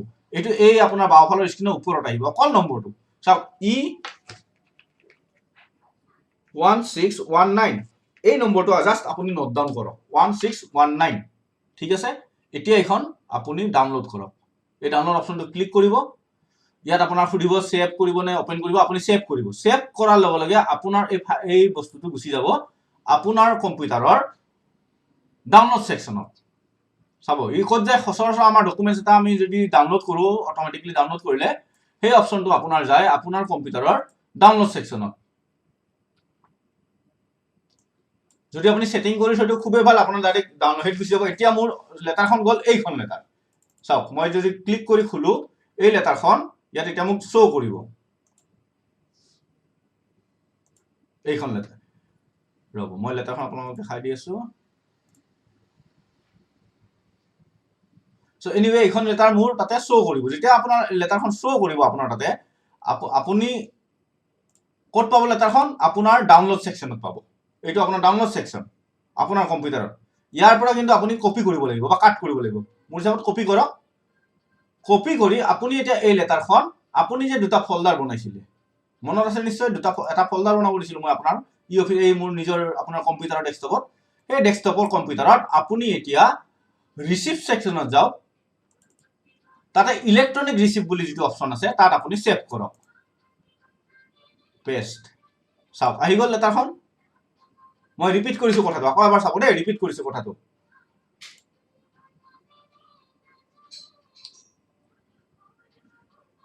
আপুনি কি কৰিব, প্ৰথম ৰিচিভ ছেকশ্যনত যাব, ৰিচিভ ছেকশ্যনত যাই ক্ৰিয়েটেড অপশ্যনত ক্লিক কৰিব। ৰিচিভ ছেকশ্যনৰ ক্ৰিয়েটেড, চাওক আকৌ দেখাইছো মই, ৰিচিভ ছেকশ্যনত যাব, ৰিচিভ ছেকশ্যনৰ ক্ৰিয়েটেড অপশ্যনত ক্লিক কৰিব। কৰিলে আপোনাৰ সন্মুখত সেই পাৰ্টিকুলাৰ ফাইল কেইটা আহিব, চিঠিকেইখন আহিব, যিকেইটা আপুনি জেনেৰেট কৰিছে। ফিজিকেলি জেনেৰেট কৰা চিঠিখনো আহিব, ইলেক্ট্ৰনিক জেনেৰেট কৰা চিঠিখনো আহিব। এতিয়া যিখন ফিজিকেলি আমি জেনেৰেট কৰিছিলো সেই চিঠিখন অলৰেডি আমি হাৰ্ড কপি আমাৰ হাতত আছে, তাত আমি ইচিআৰ নম্বৰটো, এই নম্বৰটো আমি লিখিও থৈছো। আমি ইলেক্ট্ৰনিকলি জেনেৰেট কৰা চিঠিখন আমি ফাইলত পুট আপ কৰিব লাগে। আমিতো মেনুৱেল ফাইল মেইনটেইন কৰি আছো। চ' মেনুৱেল ফাইল মেইনটেইন কৰিলে তাৰ হাৰ্ড কপিটো আমি তাত ৰাখিব লাগিব। চ' হাৰ্ড কপি আমি কেনেকৈ ৰাখিম, এইখনতো এইটোতো ইলেক্ট্ৰনিক আহিছে, এইটো হাৰ্ড কপি আমাৰ লগত নাই, আমি ইয়াক ডাউনলোড কৰিব লাগিব। প্ৰথম কাম ক্লিক কৰিম, এই নম্বৰটো আমি ক্লিক কৰিম, ব্লু কালাৰ হৈ আছে নম্বৰটো, চাওক ক্লিক কৰক, আপোনাৰ সন্মুখত চিঠিখন আহি যাব, গোটেই ডিটেইলখিনিও আছে। আপোনাক কি লাগে, এই চিঠিখন আপোনাৰ এতিয়া হাৰ্ড কপি এটা লাগে, আপুনি এতিয়া এইটো প্ৰিণ্ট কৰিব, প্ৰিণ্ট আউট।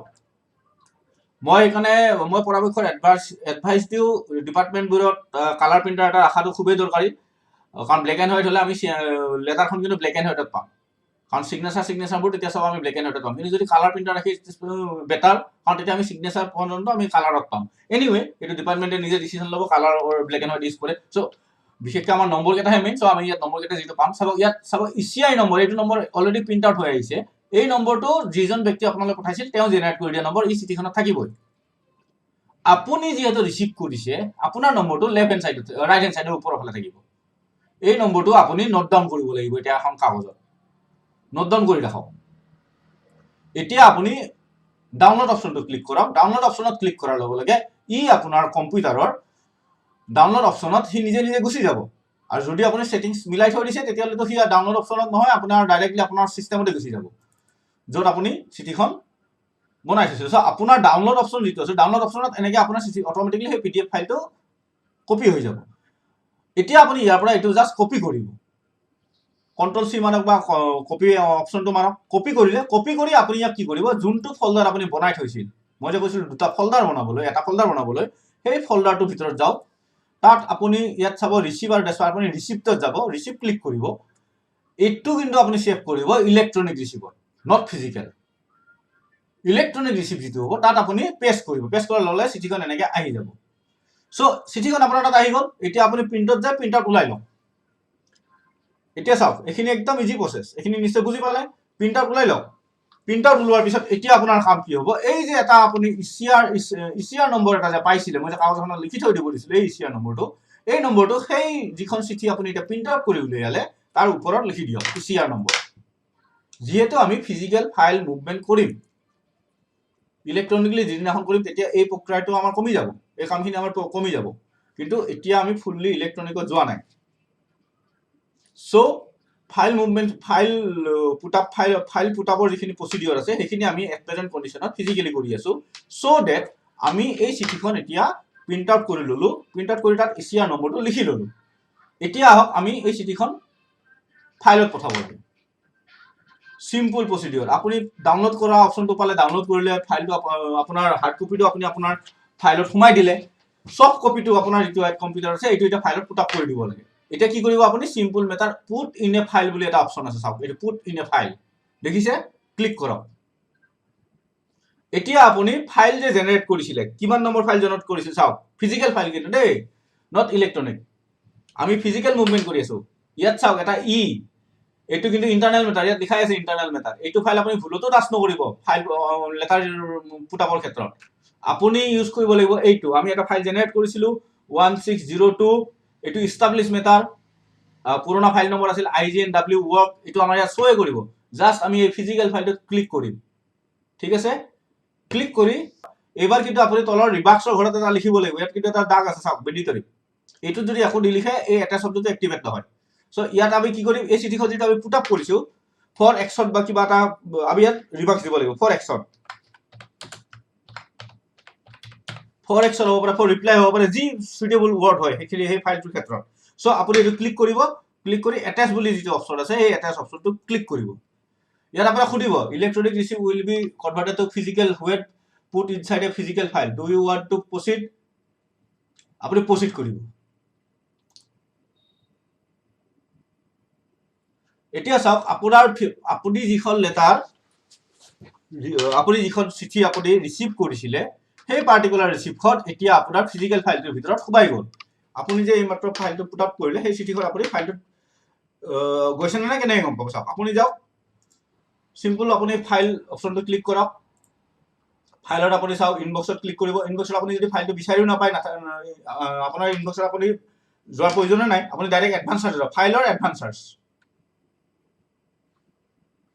ফাইলৰ এডভান্স চাৰ্জত আপুনি ক্লিক কৰিব ক্লিক কৰি যিটো ফাইল নম্বৰ আপুনি দিছিলে এই মনত মই যে কৈছো নোট ডাউন কৰি ৰাখিব ফাইলটো আপুনি তো হাৰ্ড কপি ফাইলৰ ফিজিক্যাল ফাইলটো আপুনি নম্বৰটো লিখিয়ে থৈছে সেই পাৰ্টিকুলাৰ নম্বৰটো মোৰ ফাইলৰ নম্বৰটো আছিল 1602 এইটো চাগে 1602 এটা মই এটা 1602 যেটা ক্লিক কৰিম ক্লিক কৰাৰ লগে লগে সি এনেকৈ আহি যাব তেতিয়া এতিয়া এইটো ফাইল চাওক 1602 ফিজিক্যাল ফাইল তাৰ ভিতৰত মই চিঠিখন এটাচ কৰি দিছো যিখন চিঠি মই ৰিসিভ কৰিছিলো আইদাৰ এখন ইলেক্ট্ৰনিকলি ৰিসিভ কৰা হওক বা আপোনাৰ মেনুৱেলি ৰিসিভ কৰা হওক যদি মেনুৱেলি ৰিসিভ কৰা ফাইল এটা আমি ফিজিক্যালি ৰিসিভ কৰা চাৰ্ট আছে আমি ফিজিক্যাল ফাইল এটা সোমাও তেতিয়ালে আমাৰ মেসেজ নাহে কিন্তু যদি আমি এটা ইলেক্ট্ৰনিক ৰিসিভ কৰা লেটাৰ এখন আমি যদি ফিজিক্যাল ফাইল এটা সোমাও তেতিয়া এটা মেসেজ আহে সিম্পল মেসেজ আহে যে কনভার্ট কৰিব নেকি আপুনি ইলেক্ট্ৰনিক ফিজিক্যাললৈ সো আপুনি এটো প্ৰসেস কৰিব যেটো ইয়াৰ আগতে অকমান আগতে আপোনালোকে দেখা পালে সো এনিৱে আমি ইলেক্ট্ৰনিকে হওক বা ফিজিক্যালি হওক ৰিসিভ যিয়ে নহওক আমি ফিজিক্যাল ফাইলতে এটা পুটিনে ফাইল কৰিম এতিয়া এই পাৰ্টিকুলাৰ লেটাৰখন ফিজিক্যালি আহক বা ইলেক্ট্ৰনিকলি আহক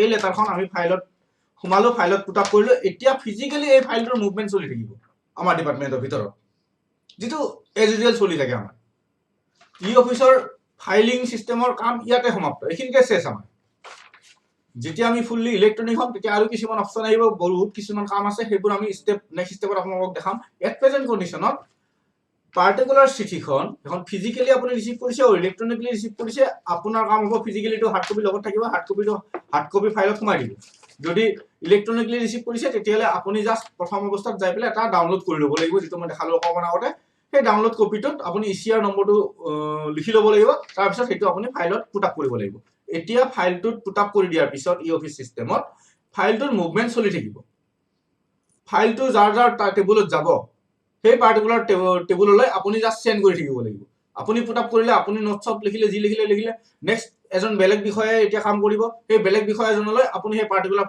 ফাইলটো আপুনি এতিয়া পঠাব লাগিব নট ৰিসিপ্টটো অলৰেডি ফাইলত সোমাই গ'ল সো এতিয়া সেই পাৰ্টিকুলাৰ ফাইলটো সাপোজ মোৰ ফিজিক্যাল ফাইলটোৰ নম্বৰ আছিল 1602 সো মোৰ এতিয়া মাত্ৰ এটাই কাম আছে যে আপোনাৰ লেভেলত কাম শেষ হৈ গ'ল সাপোজ এতিয়া সেই কামটো আপোনাৰ লেভেলত শেষ নেক্সট অফিচাৰ এজনৰ কাম আছে আপুনি 1602 যিটো ফাইল আছিল সেই ফাইলটো আপুনি এতিয়া প্ৰথম সাৰ্চ কৰি ললে দেখিলে এইটো ফাইল ইয়াত আছে আপোনাৰ একাউণ্টত এইটো ফাইল এতিয়া ইয়াতে আপুনি এটা চাব ফাইলটো আপুনি ইয়াত এটা বস্তু চাব আপোনাৰ লেভেলত যেতিয়া কাম শেষ হৈ যাব এই ফাইলটো তাৰ পিছত ইয়াত এটা অপচন পাব সেন্ড অপচনটো ক্লিক কৰিব সেন্ড অপচনটো ক্লিক কৰি আপুনি সেন্ডৰ কাষত এটা বটন পাব সেন্ডৰ কাষত এটা বটন এই বটনটো ক্লিক কৰিব প্ৰথম এনেকৈ থাকিব আপুনি ইয়াতে আপোনাৰ যেতিয়া চিঠি ভৰ্তি হৈ যাব ইয়াত বহুত চিঠি আহি যাব মাত্ৰ যোনটো পাৰ্টিকুলাৰ ফাইল আপোনাৰ ইয়াতে এই স্ক্ৰীনখনত বহুত আপোনাৰ ফাইল আহিব সো আপোনাৰ যিটো পাৰ্টিকুলাৰ ফাইল সেই ফাইলটোৰ কাষত থকা বক্সটো আপুনি ক্লিক কৰিব ক্লিক কৰি জাস্ট এটা সেন্ড বুলি এটা অপচন আছে সেন্ড অপচনটো ক্লিক কৰি দিব ইয়াত সেন্ড অপচনটো ক্লিক কৰাৰ পিছত আপোনাৰ নিজৰ ডিপাৰ্টমেন্টৰ যিজন বিষয়া নেক্সট যোনজন বিষয়াই কাম কৰিব বা যিজন কৰ্মচাৰীয়ে কাম কৰিব তেখেতৰ নামটো এই টুট লিখক টুট লিখি ইয়াত প্ৰায়োৰিটি যদি আছে দিব একশন কিবা দিব লগা আছে যদি দিব ইয়াতে একশনত পাব এপ্ৰুভেল ফৰৱাৰ্ড যি আছে আৰু এইখিনি আপুনি চাই ল'ব নিদিলেও ইমান মেন্ডেটৰি নহয় বাট ওপৰৰ টু যালৈ পঠাব তেওঁৰ নামটো দিয়াটো মেন্ডেটৰি ইয়াত নামটো দিব যিজন বিষয়ে কামটো কৰিব বা যিজন কৰ্মচাৰীয়ে কাম কৰিব তেওঁ নামটো লিখি দিব নামটো লিখাৰ লগে লগে ইয়াতে এইটো বস্তু হাইলাইট হৈ যাব সেন্ডটো সাপোজ কিবা এটা নাম দিলে ইয়াতে নামটো দিয়াৰ লগে লগে হাইলাইট হৈ যাব এইটো সেন্ড ক্লিক কৰি দিব কৰাৰ লগে লগে সেই পাৰ্টিকুলাৰ ফাইলটো এটা ফাইল এই 1602 ইয়াৰ ভিতৰত কিন্তু এই ৰিসিপ্টখন আছে ইলেক্ট্ৰনিক হওক বা ফিজিক্যাল ৰিসিপ্টে হওক ইয়াৰ ভিতৰত আছে এই ফাইলটোৰ ভিতৰত এই ফাইলটো এতিয়া আপুনি নেক্সট অফিচাৰজনলৈ পঠাই দিলে সেন্ড তেওঁৰো সেম কাম তেওঁ যি কাম আছে তেওঁ ইয়াত আৰু বেলেগ কৰিব না তেওঁ মাত্ৰ সেই ফাইলটো ৰিসিভ কৰিব তেওঁ কি কৰিব ফাইলটো তেওঁ নিজৰ ইনবক্সত চেক কৰিব ফাইলৰ ইনবক্সত যেতিয়া চেক কৰিব তেওঁ ফাইলৰ ইনবক্সত চেক কৰিলে আপুনি যেতিয়া ফাইলটো পঠাই দিব তেওঁ ইনবক্সত শো কৰিব তেওঁ মাত্ৰ তাতে ক্লিক কৰি ৰিসিভ কৰিব ৰিসিভ বুলি এটা অপচন আছে ৰিসিভ তেওঁ মাত্ৰ ৰিসিভ কৰিব ইয়াতে এই ৰিসিপ্টটো চাওক এইটো ফাইলৰ ৰিসিপ্ট দেই ৰিসিপ্টৰ ৰিসিপ্ট নহয় বা ইছ্যুৰ ৰিসিপ্ট নহয় এইটো ফাইলৰ ৰিসিপ্ট আমি এটা ফাইল ক্লিক কৰিছো তেওঁ মাত্ৰ যেতিয়া সেই চিঠিখন আপুনি ফাইলটো পঠাব ইয়াত আহিব তেওঁ ক্লিক কৰিব ফাইলটো ৰিসিভ কৰিব তেওঁৰ টেবুলত ফিজিক্যালি ফাইলটো অহাৰ পিছত তেওঁ ফিজিক্যালি যি কাম কৰিব লগা আছে কৰিব কৰি পেলাই তেওঁ এন্ডৰ পৰা কাম শেষ তেওঁ আকৌ এবাৰ নেক্সট পাৰ্সনলৈ সেন্ড কৰি দিব সো হেনেকে আমাৰ অফিচিয়েল কামখিনি চলি থাকিব ফাইল মুভমেন্টখিনি লাষ্ট পৰ্যায়ত যেতিয়া ফাইল মুভমেন্টৰ কাম শেষ হ'ব এতিয়া আমাৰ তাত কি হয় লেটাৰখন কমপ্লিট হৈ গ'ল সেই ফাইলটোৰ এগেইনষ্টত যিখন লেটাৰ আমি ৰিসিভ কৰিছিলো তাৰ এগেইনষ্টত যিখিনি কাম আছে কৰিলো কৰাৰ পিছত আমাৰ তাত এতিয়া ফাইনেল লেটাৰ এখন আহিব আইদাৰ ই এপ্ৰুভেল ফৰৱাৰ্ডিং বা একশন টেকেন যিকোনো এটা ৰিপৰ্ট হ'ব পাৰে ৰিপৰ্ট ফাইনেল লেটাৰ এইখন এতিয়া আমি বেলেগলৈ পঠাব লাগিব আইদাৰ চিফ ইঞ্জিনিয়াৰ অফিচ বা সেক্ৰেটাৰী লেভেলৰ পৰা চিফলৈ বা চিফে সাৰ্কুললৈ বা সাৰ্কুলাৰ ডিভিজনে এছডিও বা এছডিও বেক কৰা কেছ হয় এছডিও যদি ইঞ্জিনিয়াৰক দিয়ে ইঞ্জিনিয়াৰ যদি সাৰ্কুলক দিয়ে সাৰ্কুলাৰ যদি চিফক দিয়ে চিফে যদি সেক্ৰেটাৰীক দিয়ে যেনেকৈ নহওক এতিয়া সেই কাম আহিব আমাৰ ডেছপাছটো আৰু এই চিঠিখন যিখন আমি অলৰেডি মেনুৱেলি কৰিছিলো যে ইয়াত আমাৰ অফিচাৰজনে মেনুৱেলি সাইন কৰিছে এইখিনি আমাৰ ফাইলিং মুভমেন্টটো আমাৰ ফিজিক্যাল এট প্ৰেজেন্ট কণ্ডিশনত সো মেনুৱেলি আমি সাইন টাইন কৰি লেটাৰ ৰেডি এতিয়া আমি যাম ডেছপাছ সেকশনলৈ এতিয়া আমি কি কৰিম চাও আমাৰ প্ৰথম কাম হ'ল যিজন অফিচাৰে এই কামটো কৰিব তেখেতৰ সাইডাত হোৱাৰ পিছত সেই লেটাৰখন আৰু সেই ফাইলটো পাৰ্টিকুলাৰ ডিলিং অফিচাৰ এজনৰ ওচৰত ডিলিং পাৰ্সনজনৰ ওচৰলৈ পঠাই দিব ডিলিং পাৰ্সনজনে কৰিব কি যিটো ডেছপাছ যোনে ডেছপাছৰ কাম কৰে যদি ইলেক্ট্ৰনিক হয় ইলেক্ট্ৰনিক যদি ফিজিক্যাল হয় ফিজিক্যাল যিয়ে ফাইল নহওক আলটিমেটলি ফাইলবোৰ আমাৰ ফিজিক্যালে হ'ব যিজন মানুহে ডেছপাছৰ কাম কৰে তেখেতৰ তালৈ সেই ফাইলটো সেন্ড কৰিব সেই ফাইলটো সেন্ড কৰি দিব দ্যাট মিন্স এতিয়া কথাটো হ'ল এতিয়া আমি যাম ডেছপাছ সেকশনলৈ ফাইলৰ কামখিনি আমাৰ ইয়াতে শেষ এতিয়া আমি থাৰ্ড পাৰ্টটো লৈ যাম, সেইটো হ'ল আমাৰ ডেছপাছ ছেকশ্যন। তো ডেছপাছ ছেকশ্যনটো আপোনালোকক এতিয়া মই দেখাই দি আছোঁ। এতিয়া আমি যাম ডেছপাছ ছেকশ্যনটো। চ' ডেছপাছ ছেকশ্যনটোত আমাৰ প্ৰথম কাম কি হ'ব, আমি আমাৰ যোনে আমাৰ ডেছপাছৰ কামটো কৰিব তেখেতৰ কাম এতিয়া এই বস্তুটো আপোনালোকে এতিয়া মন দি শুনিব। ডেছপাছৰ কাম যিকেইজন ব্যক্তিক দায়িত্ব দিয়া হ'ব, বহুত ৰেছপনচিবল জব। নাম্বাৰ 1, তেওঁলোকৰ হাতত সেই যে দুটা ফিজিকেল ফাইল ইলেক্ট্ৰনিকলি খুলিব দিছিলোঁ, কম্পিউটাৰ ইলেক্ট্ৰনিক খুলিছে, তাৰ দুটা কপি আমি দুটা হাৰ্ড কপি আমি লগত ৰাখিছোঁ, ফিজিকেল ফাইল দুটা, এটা ইণ্টাৰনেল এটা এক্সটাৰ্নেল, ডেছপাছ ছেকশ্যন, সেই দুটা তেওঁৰ টেবুলত থাকিব। এতিয়া কথাটো হ'ল, যিটো ফাইল তেওঁৰ তাত পঠাব, তেওঁ প্ৰথম নিজৰ ইনবক্সত চেক কৰিব, অফিচৰ তেওঁৰ তাত যিটো আমাৰ ফাইলৰ যিটো ইনবক্স হ'ব, তেওঁ এইটো চাব, তেওঁ সদায় নিজৰ ফাইলৰ ইনবক্সটো চেক কৰিব। ফাইল ইনবক্স, ইনবক্সত তেওঁ চাইন হোৱা কপিটো ফাইলটোত ভৰাই পেলাই তেওঁৰ টেবুললৈ পঠাই দিছে অলৰেডি, তেওঁৰ একাউণ্টত দেখা পাব এতিয়া ফাইলটো। তেওঁ মাত্ৰ সেই ফাইলটো ৰিচিভ কৰিব, ইয়াত তেওঁ ফাইলটো দেখা পাব যে এইটো ফাইল তেওঁৰ তাত আহিছে, তেওঁ মাত্ৰ সেইটো ৰিচিভ কৰিব। ফাইলৰ কাষত এনেকৈ বক্স থাকিব, সেইটো ৰিচিভ কৰিব, ৰিচিভ কৰি পেলাই তেওঁ সেই লেটাৰখনৰ সেই ফাইলটোৰ ভিতৰত যিখন লেটাৰ তেওঁক দিয়া গৈছে, মানে সেই ফাইলটোৰ পৰা তেওঁ হাৰ্ড কপি লেটাৰখন ওলাই ল'লে। ঠিক আছে, এই লেটাৰখন তেওঁ এতিয়া তেওঁৰ হাতত আহিলে, তেওঁ ফাইলটো ৰিচিভ কৰি লেটাৰখন ৰাখি ল'ব, ফাইলটো পঠাই দিব, ডট ইভেণ্ট ফাইলটো পঠাই দিব। ফাইলটো পঠোৱাৰ আগতে এটা বস্তু তেওঁ লক্ষ্য কৰি ল'ব দেই, চাব ডেছপাছ কাম কৰা মানুহখিনি গুৰুত্ব দি ল'ব এই কথাখিনি। ফাইলটোৰ পৰা আপুনি লেটাৰখন ল'লে, ফাইলটো বৰ্তমান আপুনি লগত ৰাখক, আৰু যদি আপুনি ভাবিছে এতিয়া মই ফাইলটো ঘূৰাই দিওঁ কাৰণ সেই ফাইলটো বেলেগ কাম চলিব, আকৌ আপোনাৰ তাত পেলাই থ'ব নহ'ব, ফিজিকেল ফাইল এইটো যিহেতু। চ' আপুনি সেই পাৰ্টিকুলাৰ লেটাৰখন আপুনি ফাইলটোৰ পৰা ওলাই লওক, তাতে অফিচিয়েলি এটা বস্তু ৰাখক মেনুৱেলি, আপোনালোকে যে ডেছপাছ ছেকশ্যনে আপোনাৰ পৰা মেনুৱেলি লেটাৰখন ৰিচিভ কৰিছে, সেইটো ডাটা ডাটাটো আপোনাৰ যেতিয়ালৈকে আমি ফিজিকেল ফাইল ট্ৰেকিং ফিজিকেল চিষ্টেমটো চলি থাকিব ফাইল মুভমেণ্টত, তেতিয়ালৈকে সেই ডাটাটো ৰেকৰ্ড ৰখাটো মেণ্ডিটৰী। চাপ'জ হেড এছিষ্টেণ্টে ডেছপাছ ছেকশ্যনলৈ ফাইলখনটো পঠাই দিলে, ডেছপাছ ছেকশ্যনে সেই ফাইলটোৰ পৰা পাৰ্টিকুলাৰ লেটাৰখন ৰিচিভ কৰি ল'লে, ওলাই ল'লে, ডেছপাছ ছেকশ্যনে ৰিচিভ কৰিছে, মেনুৱেলি তাত চাইন কৰি দিয়ক, কিবা এটা বস্তু দিয়ক, এতিয়া ডেছপাছত জমা হৈ আছে, ৰেকৰ্ড এটা আপোনালোকে ৰাখক। এতিয়া ডেছপাছ ছেকশ্যনৰ কাম হ'ল, পৰাপক্ষত পেণ্ডিং নকৰিব, ফাইলটো পাইছে লগে লগে চিঠিখনলৈ পঠাই দিয়ক। কিন্তু কিছুমান ক্ষেত্ৰত আপোনাৰ তাত বহুত চিঠি জমা দিব পাৰে, আপুনি কিন্তু ষ্টেপ বাই ষ্টেপ পঠাই আছে, বাট ডেছপাছ ছেকশ্যনে ৰিচিভ কৰি দিব যিজন পাৰ্চনে আপোনাৰ চিঠিখন চাইন কৰি আপোনাৰ তালৈ পঠাই দিছে, ফাইলটো দি পঠাব, হৈ গ'ল ফাইলটো, সেই ফিজিকেল ফাইলটো কাম হৈ গ'ল, আপোনাৰ তাত এতিয়া হাৰ্ড কপিটো আপোনাৰ হাতত আছে। আপুনি এতিয়া কি কৰিব, ফাৰ্ষ্ট আপুনি এই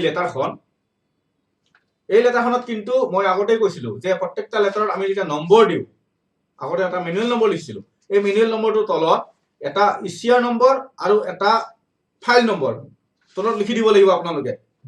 যোন ডিলিং এছিষ্টেণ্টে ফাইলটো পুট আপ কৰিছিল তেখেতৰ কাম এইটো। যিখন আমাৰ কপি ওলাব মেইন কপি অফিচাৰে চাইন কৰি দিব, তাত কিন্তু এটা বস্তু আপোনালোকে মেণ্ডিটৰী কৰিব, ওপৰত যিটো আমাৰ প্ৰেক্টিকেল ফিজিকেল নম্বৰ থাকে সেই নম্বৰটো লিখা থাকিবই, IGN/W ... ডেটটো থাকিব, তাৰ তলত থাকিব ইচিআৰ নম্বৰ, তাৰ তলত থাকিব ইচিএফ নম্বৰ, এই পাৰ্টিকুলাৰ চিঠিখনৰ যিটো ইচিআৰ নম্বৰ আপুনি জেনেৰেট কৰিছিল সেই নম্বৰটো ইয়াত লিখি দিব, যিখন চিঠি আপুনি যাৰ এগেইনষ্টত এই কামটো কৰিছে, সেই যিখন চিঠিৰ এগেইনষ্টত কৰিছে সেই চিঠিখনৰ ইচিআৰ নম্বৰটো তলত লিখি দিব। আৰু যিটো ইলেক্ট্ৰনিক ফাইল আপোনাৰ ইচিএফ নম্বৰ যিটো জেনেৰেট হৈছিল, কাৰণ ইয়াত আপুনি মেনুৱেল নম্বৰটোহে লিখিছে, ইলেক্ট্ৰনিক নম্বৰ ইচিএফ নম্বৰ যিটো ফাইলৰ আণ্ডাৰত আপুনি কাম কৰিছিল ইচিএফ নম্বৰ, সেই নম্বৰটো ইয়াত লিখি দিব, নাপাহৰিব। মই ৰিপিট কৰিছো, যিখন ফাইনেল কপি ওলাব আমাৰ, সেই ফাইনেল কপিৰ ওপৰত যিটো আমাৰ মেনুৱেল নম্বৰ লিখা থাকে ফাইলৰ, তাৰ তলত আপুনি এটা লিখিব ইচিআৰ নম্বৰ, যিখন চিঠিৰ এগেইনষ্টত বা যিখন লেটাৰৰ এগেইনষ্টত আপুনি এই চিঠিখন জেনেৰেট কৰিছে সেই চিঠিখনৰ ইচিআৰ নম্বৰটো লিখিব। তাৰ পিছত লিখিব আপুনি যিটো ফাইলৰ ভিতৰত এই চিঠিখনৰ কাম চলিছে সেই ফাইলটোৰ ইচিএফ নম্বৰটো, দুইটা বস্তু ইয়াত মেণ্ডিটৰী লিখি দিব লাগিব, ডেটৰ ঘৰত ডেট। এতিয়া ডেছপাছ ছেকশ্যনত আহো, ডেছপাছ ছেকশ্যনৰ পাৰ্টিকুলাৰ পাৰ্চনজনে ফাইলটোৰ পৰা চিঠিখন ল'লে, ফাইলটো তেওঁ ৰিচিভ কৰি বিদায় দিলে যে চিঠিখন মই পালো। ডেছপাছ ছেকশ্যনৰ মানুহজনৰ প্ৰথম কাম হ'ব এই লেটাৰখন তেওঁ স্কেন কৰিব, এটা কপি হ'ব পাৰে, ইয়াৰ লগত এটাচমেণ্ট 10টাও থাকিব পাৰে, ভুল নকৰিব, বোলে এষ্টিমেট বহুত আছে 50খন, নকৰো এখন কৰি দিওঁ, ডিমাণ্ড বহুত আছে কোনে কৰি থাকিব, সময় নাই, এখন কৰো, all copy should be scan and save PDF, সি লাগিলে এটা কপি হওক লাগিলে 100টা কপি হওক ডেছপাছ ছেকশ্যনৰ প্ৰথম কাম কমপ্লিট চিঠিখন আমি স্কেন কৰি ল'ব লাগিব আমি স্কেন কৰি ক'ত ছেভ কৰিম প্ৰথমবাৰ যে মই আপোনালোকক কৈছিলোঁ যে আমি ফল্ডাৰ বনাব লাগিব এই যে ফল্ডাৰ বনাইছিলোঁ আমি মনত আছে নিশ্চয় মই প্ৰথম পাৰ্টটোত কৈছোঁ আপোনালোকক আমি সকলোৱে ফল্ডাৰ বনাই ল'ব লাগিব সো আমি যে ফল্ডাৰ বনাইছিলোঁ আমাৰ যিটো ড্ৰাইভত ইয়াত এতিয়া আপুনি যাব ডেছপাছ ছেকশ্যন এই ডেছপাছ শব্দটো পাইছে নহয় এই ডেছপাছ ছেকশ্যনত এতিয়া আপুনি ইলেক্ট্ৰনিক ডেছপাছত ক্লিক কৰিব ফিজিকেল ডেছপাছ কি হয় মই পিছত বুজাম ইলেক্ট্ৰনিক ডেছপাছত আপুনি ক্লিক কৰিব ইয়াত ক্লিক কৰি এই যে আপোনাৰ এই মাত্ৰ যে আপোনাক মই ক'লো যিটো কপি আপুনি পাইছে সেই কপিটো স্কেন কৰি সেই পাৰ্টিকুলাৰ ফল্ডাৰটোত আপুনি সেভ কৰক নাম দি ৰাখক সেভ কৰক ক'ত সেভ কৰিব আপুনি আপোনাৰ সিস্টেমত বনোৱা ফল্ডাৰটোৰ ভিতৰত থকা সাব ফল্ডাৰ ডেছপাছ যিটো আছে ডেছপাছ বুলি যিটো সাব ফল্ডাৰ আছে সেই ডেছপাছৰ ভিতৰত আপুনি দুটা ক্ৰিয়েট কৰিছিল ইলেক্ট্ৰনিক আৰু ইলেক্ট্ৰনিক ডেছপাছ ফিজিকেল ডেছপাছ আপুনি ইলেক্ট্ৰনিক ডেছপাছত তাক সেভ কৰক এই কাৰণে ইলেক্ট্ৰনিক ডেছপাছত কৰিব খুজিছো আপুনি এতিয়া এই চিঠিখন ইলেক্ট্ৰনিকলি অৰ্থাৎ ই অফিচৰ মাধ্যমেদি বেলেগ এজন পাৰ্সনক দিব নেক্সট পাৰ্সনক দিব 2 তলত সাইন কৰিছে সেক্ৰেটাৰী ইৰিগেশ্যন ডিপাৰ্টমেন্ট 2 আছে চিফ ইঞ্জিনিয়াৰ আপুনি এতিয়া সেক্ৰেটাৰিয়েট লেভেলৰ পৰা চিফ ইঞ্জিনিয়াৰলৈ চিঠিখন পঠাব সো সেই পাৰ্টিকুলাৰ চিঠিখন ইলেক্ট্ৰনিকত যিহেতু পঠাব আপুনি ইলেক্ট্ৰনিক ডেছপাছত এই চিঠিখন সেভ কৰক এইখিনিলৈকে বুজি পালে এতিয়া হওক আপুনি ই অফিচ সিস্টেমত আপুনি এতিয়া আপোনাৰ এটা কামটো হ'ব কি যিটো ফাইলৰ পৰা আপুনি সেই চিঠিখন পাইছিলে সেই ফাইল নম্বৰটো এই চিঠিখনত পাবই আপুনি ইচিএফ নম্বৰ ইয়াত মই কৈছিলো যে চিঠিখনৰ ওপৰত ইচিএফ নম্বৰটো বেটি ধৰি লিখি দিব লাগিব সেই নম্বৰটো আপুনি চাই লওক এবাৰ এইটো নম্বৰ চিঠি হয় সব ভেৰিফাই কৰি লওক ওকে এতিয়া আপুনি এতিয়া কৰিব লাগিব কি আপুনি এবাৰ যাওক আপুনি যে এটা ফাইল ক্ৰিয়েট কৰিছিল এডভান্স চাৰ্জ যাওক আপুনি ইলেক্ট্ৰনিক ফাইল এটা ক্ৰিয়েট কৰিছিল হয় আপোনাৰ সন্মুখত ফাইলটো আছে আপোনাৰ নম্বৰটো আপোনাৰ সন্মুখত আছে তথাপিও আপুনি যিটো ইলেক্ট্ৰনিক ফাইল ক্ৰিয়েট কৰিছিলে সেই ইলেক্ট্ৰনিক ফাইলটোৰ নম্বৰটো আপুনি ইয়াত সাৰ্চ কৰক সাপোজ মই ইলেক্ট্ৰনিক ফাইল এটা ক্ৰিয়েট কৰিছিলো 1603 মই এটা সাৰ্চ কৰিম কৰাৰ লগে লগে মোৰ তাত এই ফাইল নম্বৰটো আহি গ'ল চাওক ইন্টাৰনেল মেটাৰ যিহেতু চিফ ইঞ্জিনিয়াৰ সেক্ৰেটাৰীটো চিফ ইঞ্জিনিয়াৰ যাব অৰ্থাৎ চিঠিখন আমাৰ ডিপাৰ্টমেণ্টৰ ভিতৰতে খুলিব তেনে ক্ষেত্ৰত মই ইন্টাৰনেল ফাইলটো খুলিম মই যে আপোনালোকক কৈছিলো যে দুটা ফাইল জেনাৰেট কৰিব যে মই আপোনালোকক কৈছিলো তাৰ অৰ্থটো এইটো ইলেক্ট্ৰনিক ফাইল দুটা কৰিব এটা ইন্টাৰনেল এটা এক্সটাৰনেল ইন্টাৰনেল ফাইলটো হ'ল আমাৰ ডিপাৰ্টমেণ্টৰ ভিতৰত IGN CEI SID আৰু যেটো এক্সটাৰনেল মেটাৰ হ'ব আইদাৰ চিফ ইঞ্জিনিয়াৰ আমাৰ ইৰিগেশ্যন ডিপাৰ্টমেণ্টৰ পৰা ডিসি অফিচ যাব পাৰে কোনবা বেলেগ সেন্ট্ৰেল কোনবা অফিচত যাব পাৰে কোনবা বেলেগ ডিপাৰ্টমেণ্ট যাব পাৰে যত ই অফিচ আছে সো দ্যাট আপুনি এতিয়া যেহেতু এখন চিঠি আপোনাৰ যাব ইৰিগেশ্যন বিভাগৰ ভিতৰতে সো দ্যাট আপুনি ক্লিক কৰিব ফাইল সাৰ্চ কৰিব আপোনাৰ ইলেক্ট্ৰনিক ফাইলৰ ইন্টাৰনেল মেটাৰ যিটো ফাইল খুলিছে সেইটো এই ফাইলটো আপুনি ক্লিক কৰিলে এডভান্স চাৰ্জত যায় নম্বৰটো লিখিব ফাইল নম্বৰটো লিখিব আহি যাব ফাইলটো পোৱাৰ লগে লগে আপুনি আৰু যদি বুলি আপুনি নিজৰ ফাইল সেকশনত যায় তাতো বিচাৰি পাব এনিৱে ফাইলটো যেতিয়া আপুনি পাব সেই ফাইলটো আপুনি এতিয়া ক্লিক কৰিব ক্লিক কৰাৰ লগে লগে আপোনাৰ সন্মুখত এনেকুৱাকৈ এখন স্ক্ৰীন আহিব এতিয়া কি কৰিব চাওক ইয়াত আপুনি ড্ৰাফট সেকশনত যাব ওপৰত চাওক movement draft detail draft edit send বহুত কিবা কিবি আছে আপুনি সিম্পলি ড্ৰাফট সেকশনটোত ক্লিক কৰিব ড্ৰাফট ইয়াত আপুনি কি কৰিব ক্ৰিয়েট দুটা অপচন পাব create new draft view draft আপুনি ক্ৰিয়েট নিউ ড্ৰাফটত ক্লিক কৰিব কৰিলে এতিয়া আপোনাৰ এটা বস্তু কাম আছে চাওক ইয়াত আমি যিখন চিঠি স্ক্যান কৰি আমাৰ কম্পিউটাৰত সেভ কৰি থৈছিল এই মাত্ৰ যিখন ইস্যু হোৱা চিঠি আমি ইন্টাৰনেল ফোল্ডাৰটো যে সেভ কৰি থৈছিল এই আপলোড বটনটো ক্লিক কৰিব আপোনাৰ সন্মুখত সেই আপোনাৰ কম্পিউটাৰৰ সেই পাৰ্টটো খোল খাই যাব ইয়াতে আপুনি ক'ত থৈছিল আপুনি নিজে ক্ৰিয়েট কৰা এটা ফোল্ডাৰ বনাইছিল সেই ফোল্ডাৰটোত যাব আপুনি তাত আপুনি ক'ত লিখিছিল ডেছপাছ সেকশনত থৈছিল ডেছপাছৰ ক'ত থৈছিল ইলেক্ট্ৰনিক ডেছপাছত থৈছিল ক্লিক কৰক ক্লিক কৰাৰ লগে লগে যিখন চিঠি আপুনি তাত থৈছিল সেই চিঠিখন আপোনাৰ সন্মুখত আহি যাব আপুনি ক্লিক কৰাৰ লগে লগে আপুনি য'ত সেভ কৰি থৈছিল সেই পাৰ্টিকুলাৰ ফোল্ডাৰৰ ভিতৰত আপুনি সেভ কৰা চিঠিখন আপোনাৰ সন্মুখত আহি যাব যিখন আপুনি ডাউনলোড কৰিছিল সেইটো জাস্ট ক্লিক কৰিব ওপেন কৰাৰ লগে লগে আপোনাৰ যিখন চিষ্টেম আছিল তাত অট'মেটিকলি সেই চিঠিখন লৈ ল'ব চাওক ইয়াত চিঠিখন লৈ ল'লে আগতে এইটো গ্ৰীণ কালাৰ হৈ আছিল এতিয়া এইটো চিঠিখন সোমাই গ'ল ইয়াত আপোনাৰ সেই যিখন চিঠি আপুনি ইছ্যু কৰিব সেই ইছ্যু কৰা চিঠিখন ইয়াত আহি যাব যিখন চিঠি আপুনি ইছ্যু কৰিছিল সেই চিঠিখন ইয়াত আহি যাব এইখন হ'ল আপোনাৰ চিঠি যিখন চিঠি আপুনি এতিয়া পঠাব বাহিৰত এতিয়া আপোনাৰ কাম কি আছে এই চিঠিখন আপুনি এতিয়া পঠাব লাগে বাহিৰত তাৰ নেক্সট আপোনাৰ কাম কি আছে ইয়াত নেক্সট অপচনটো হ'ল আপুনি ইয়াত সেভ চাওক মই ৰিপিট কৰিছো আকৌ আপুনি চিঠিখন পঠাবৰ কাৰণে প্ৰথম আপুনি কি কৰিব যিটো আপুনি ফাইল খুলিছিলে সেই ফাইলটো আপুনি ক্লিক কৰিব সেই ফাইলটো ক্লিক কৰাৰ পিছত সেই ফাইলটো এডভান্স চাৰ্চত যায় আপুনি ফাইল নম্বৰটো দিব যিটো আপুনি ইলেক্ট্ৰনিক ফাইল খুলিছিল সেইটো এডভান্স চাৰ্চত যায় তাৰ নম্বৰটো দিব নম্বৰটো দিয়াৰ লগে আপোনাৰ সন্মুখত ফাইলটো আহিব ফাইলটো আপুনি ক্লিক কৰিব ক্লিক কৰাৰ লগে আপোনাৰ তাতে এনেকুৱাকৈ স্ক্ৰীনখন আহিব ইয়াত মাত্ৰ আপুনি যাই ড্ৰাফটত যাব ড্ৰাফটত যাই ক্ৰিয়েট নিউ ড্ৰাফট ক্লিক কৰিব ক্ৰিয়েট নিউ ড্ৰাফটত যাই পেলাই আপুনি যিখন চিঠি আপলোড কৰিছে আপলোড কৰিব ইয়াত তাত ক্লিক কৰিব ক্লিক কৰাৰ লগে লগে সেই পাৰ্টিকুলাৰ চিঠিখন আপোনাৰ সেই স্ক্ৰীনত আহি যাব সাপোজ এইখন চিঠি মই ধৰিলো আপলোড কৰিলো আপলোড কৰাৰ লগে লগে এইখন চিঠি সাপোজ এই চিঠিখন এতিয়া মই সেন্ড কৰিব লাগে তো এই চিঠিখন ইয়াত আহিব সো এতিয়া মোৰ কাম কি হ'ব এই চিঠিখন মই পঠাই দিম সেক্ৰেটাৰীয়ে সহি কৰি দিয়া চিঠি আছিল মই চিঠিলৈ পঠাব লাগে মই কি কৰিম সেভ কৰিম প্ৰথম সেভ চাওক ইয়াত সেভ ক্লিক কৰিব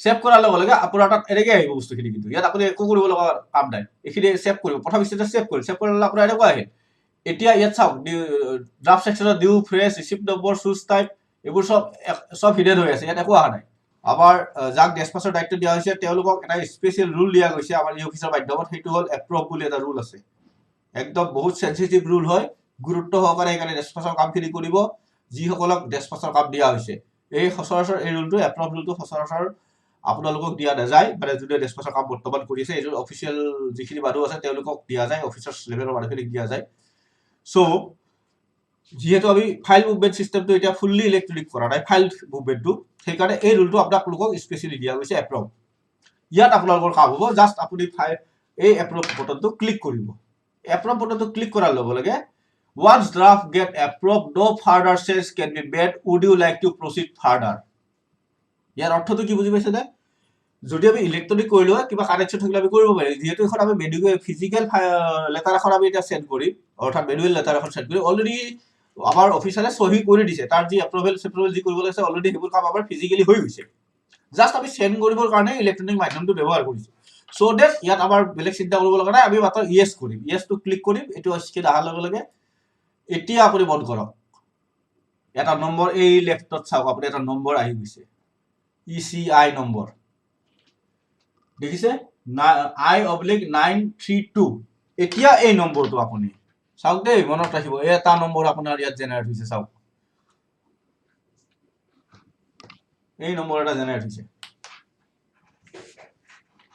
এই নম্বৰটো আপুনি লিখি ৰাখক কিমান আহিছে আপোনাৰ নম্বৰটো চাওক I/932/2022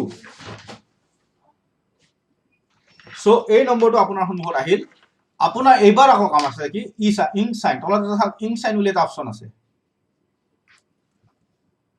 কিন্তু তাৰ আগত এটা কাম আছে আপোনাৰ চাওক আগতে আপুনি যিখন লেটাৰ ডাউনলোড কৰিছিল ডেছপাছ সেকশনত যে আপুনি ডাউনলোড কৰি থৈছিলে এখন লেটাৰ ডেছপাছ সেকশনত যে এখন লেটাৰ আপুনি ডাউনলোড কৰি থৈছিলে সেই লেটাৰখনত আপুনি ডাইৰেক্ট এই চিঠিখনৰ পৰা যিখন চিঠি আপোনাক পঠাবলৈ দিছে তাৰ পৰা ফটো মাৰি বা স্ক্যান কৰি আপুনি আপোনাৰ ইন্টাৰনেল ৰিসিপ্ট সেকশনটোত আপুনি ডেছপাছ সেকশনটোত আপুনি সেভ কৰিছিল সেই লেটাৰখনত কিন্তু আপোনাৰ ECI নম্বৰটো লিখা নাছিল ECI নম্বৰটো লিখা নাছিল ঠিক আছে এতিয়া আপোনাৰ সন্মুখত যিখন লেটাৰ আহিছে ইয়াত আপোনাৰ ECI নম্বৰ এটা আহি গৈছে এইটো চাওক ECI নম্বৰ সো দ্যাট এবাৰ আপুনি সেকেন্ড টাইম আপুনি এইখন এতিয়া ডাউনলোড কৰক এবাৰ আপুনি স্ক্যান কৰিব নালাগে ডাউনলোড জাস্ট ডাউনলোড এই ডাউনলোড বটনটো ক্লিক কৰক ডাউনলোড ক্লিক কৰক আপোনাক খুদিব সেভ ফাইল আপুনি ওকে কৰক ওকে কৰাৰ লগে লগে আপোনাৰ এই চিঠিখন এবাৰ আপোনাৰ যেটো সচৰাচৰ আমাৰ কোড যায় চিঠি এখন ডাউনলোড কৰাৰ লগে লগে মাই ডকুমেন্টছৰ ডাউনলোডৰ সেকশনত যায় মাই কম্পিউটাৰ ডাউনলোড সেকশনত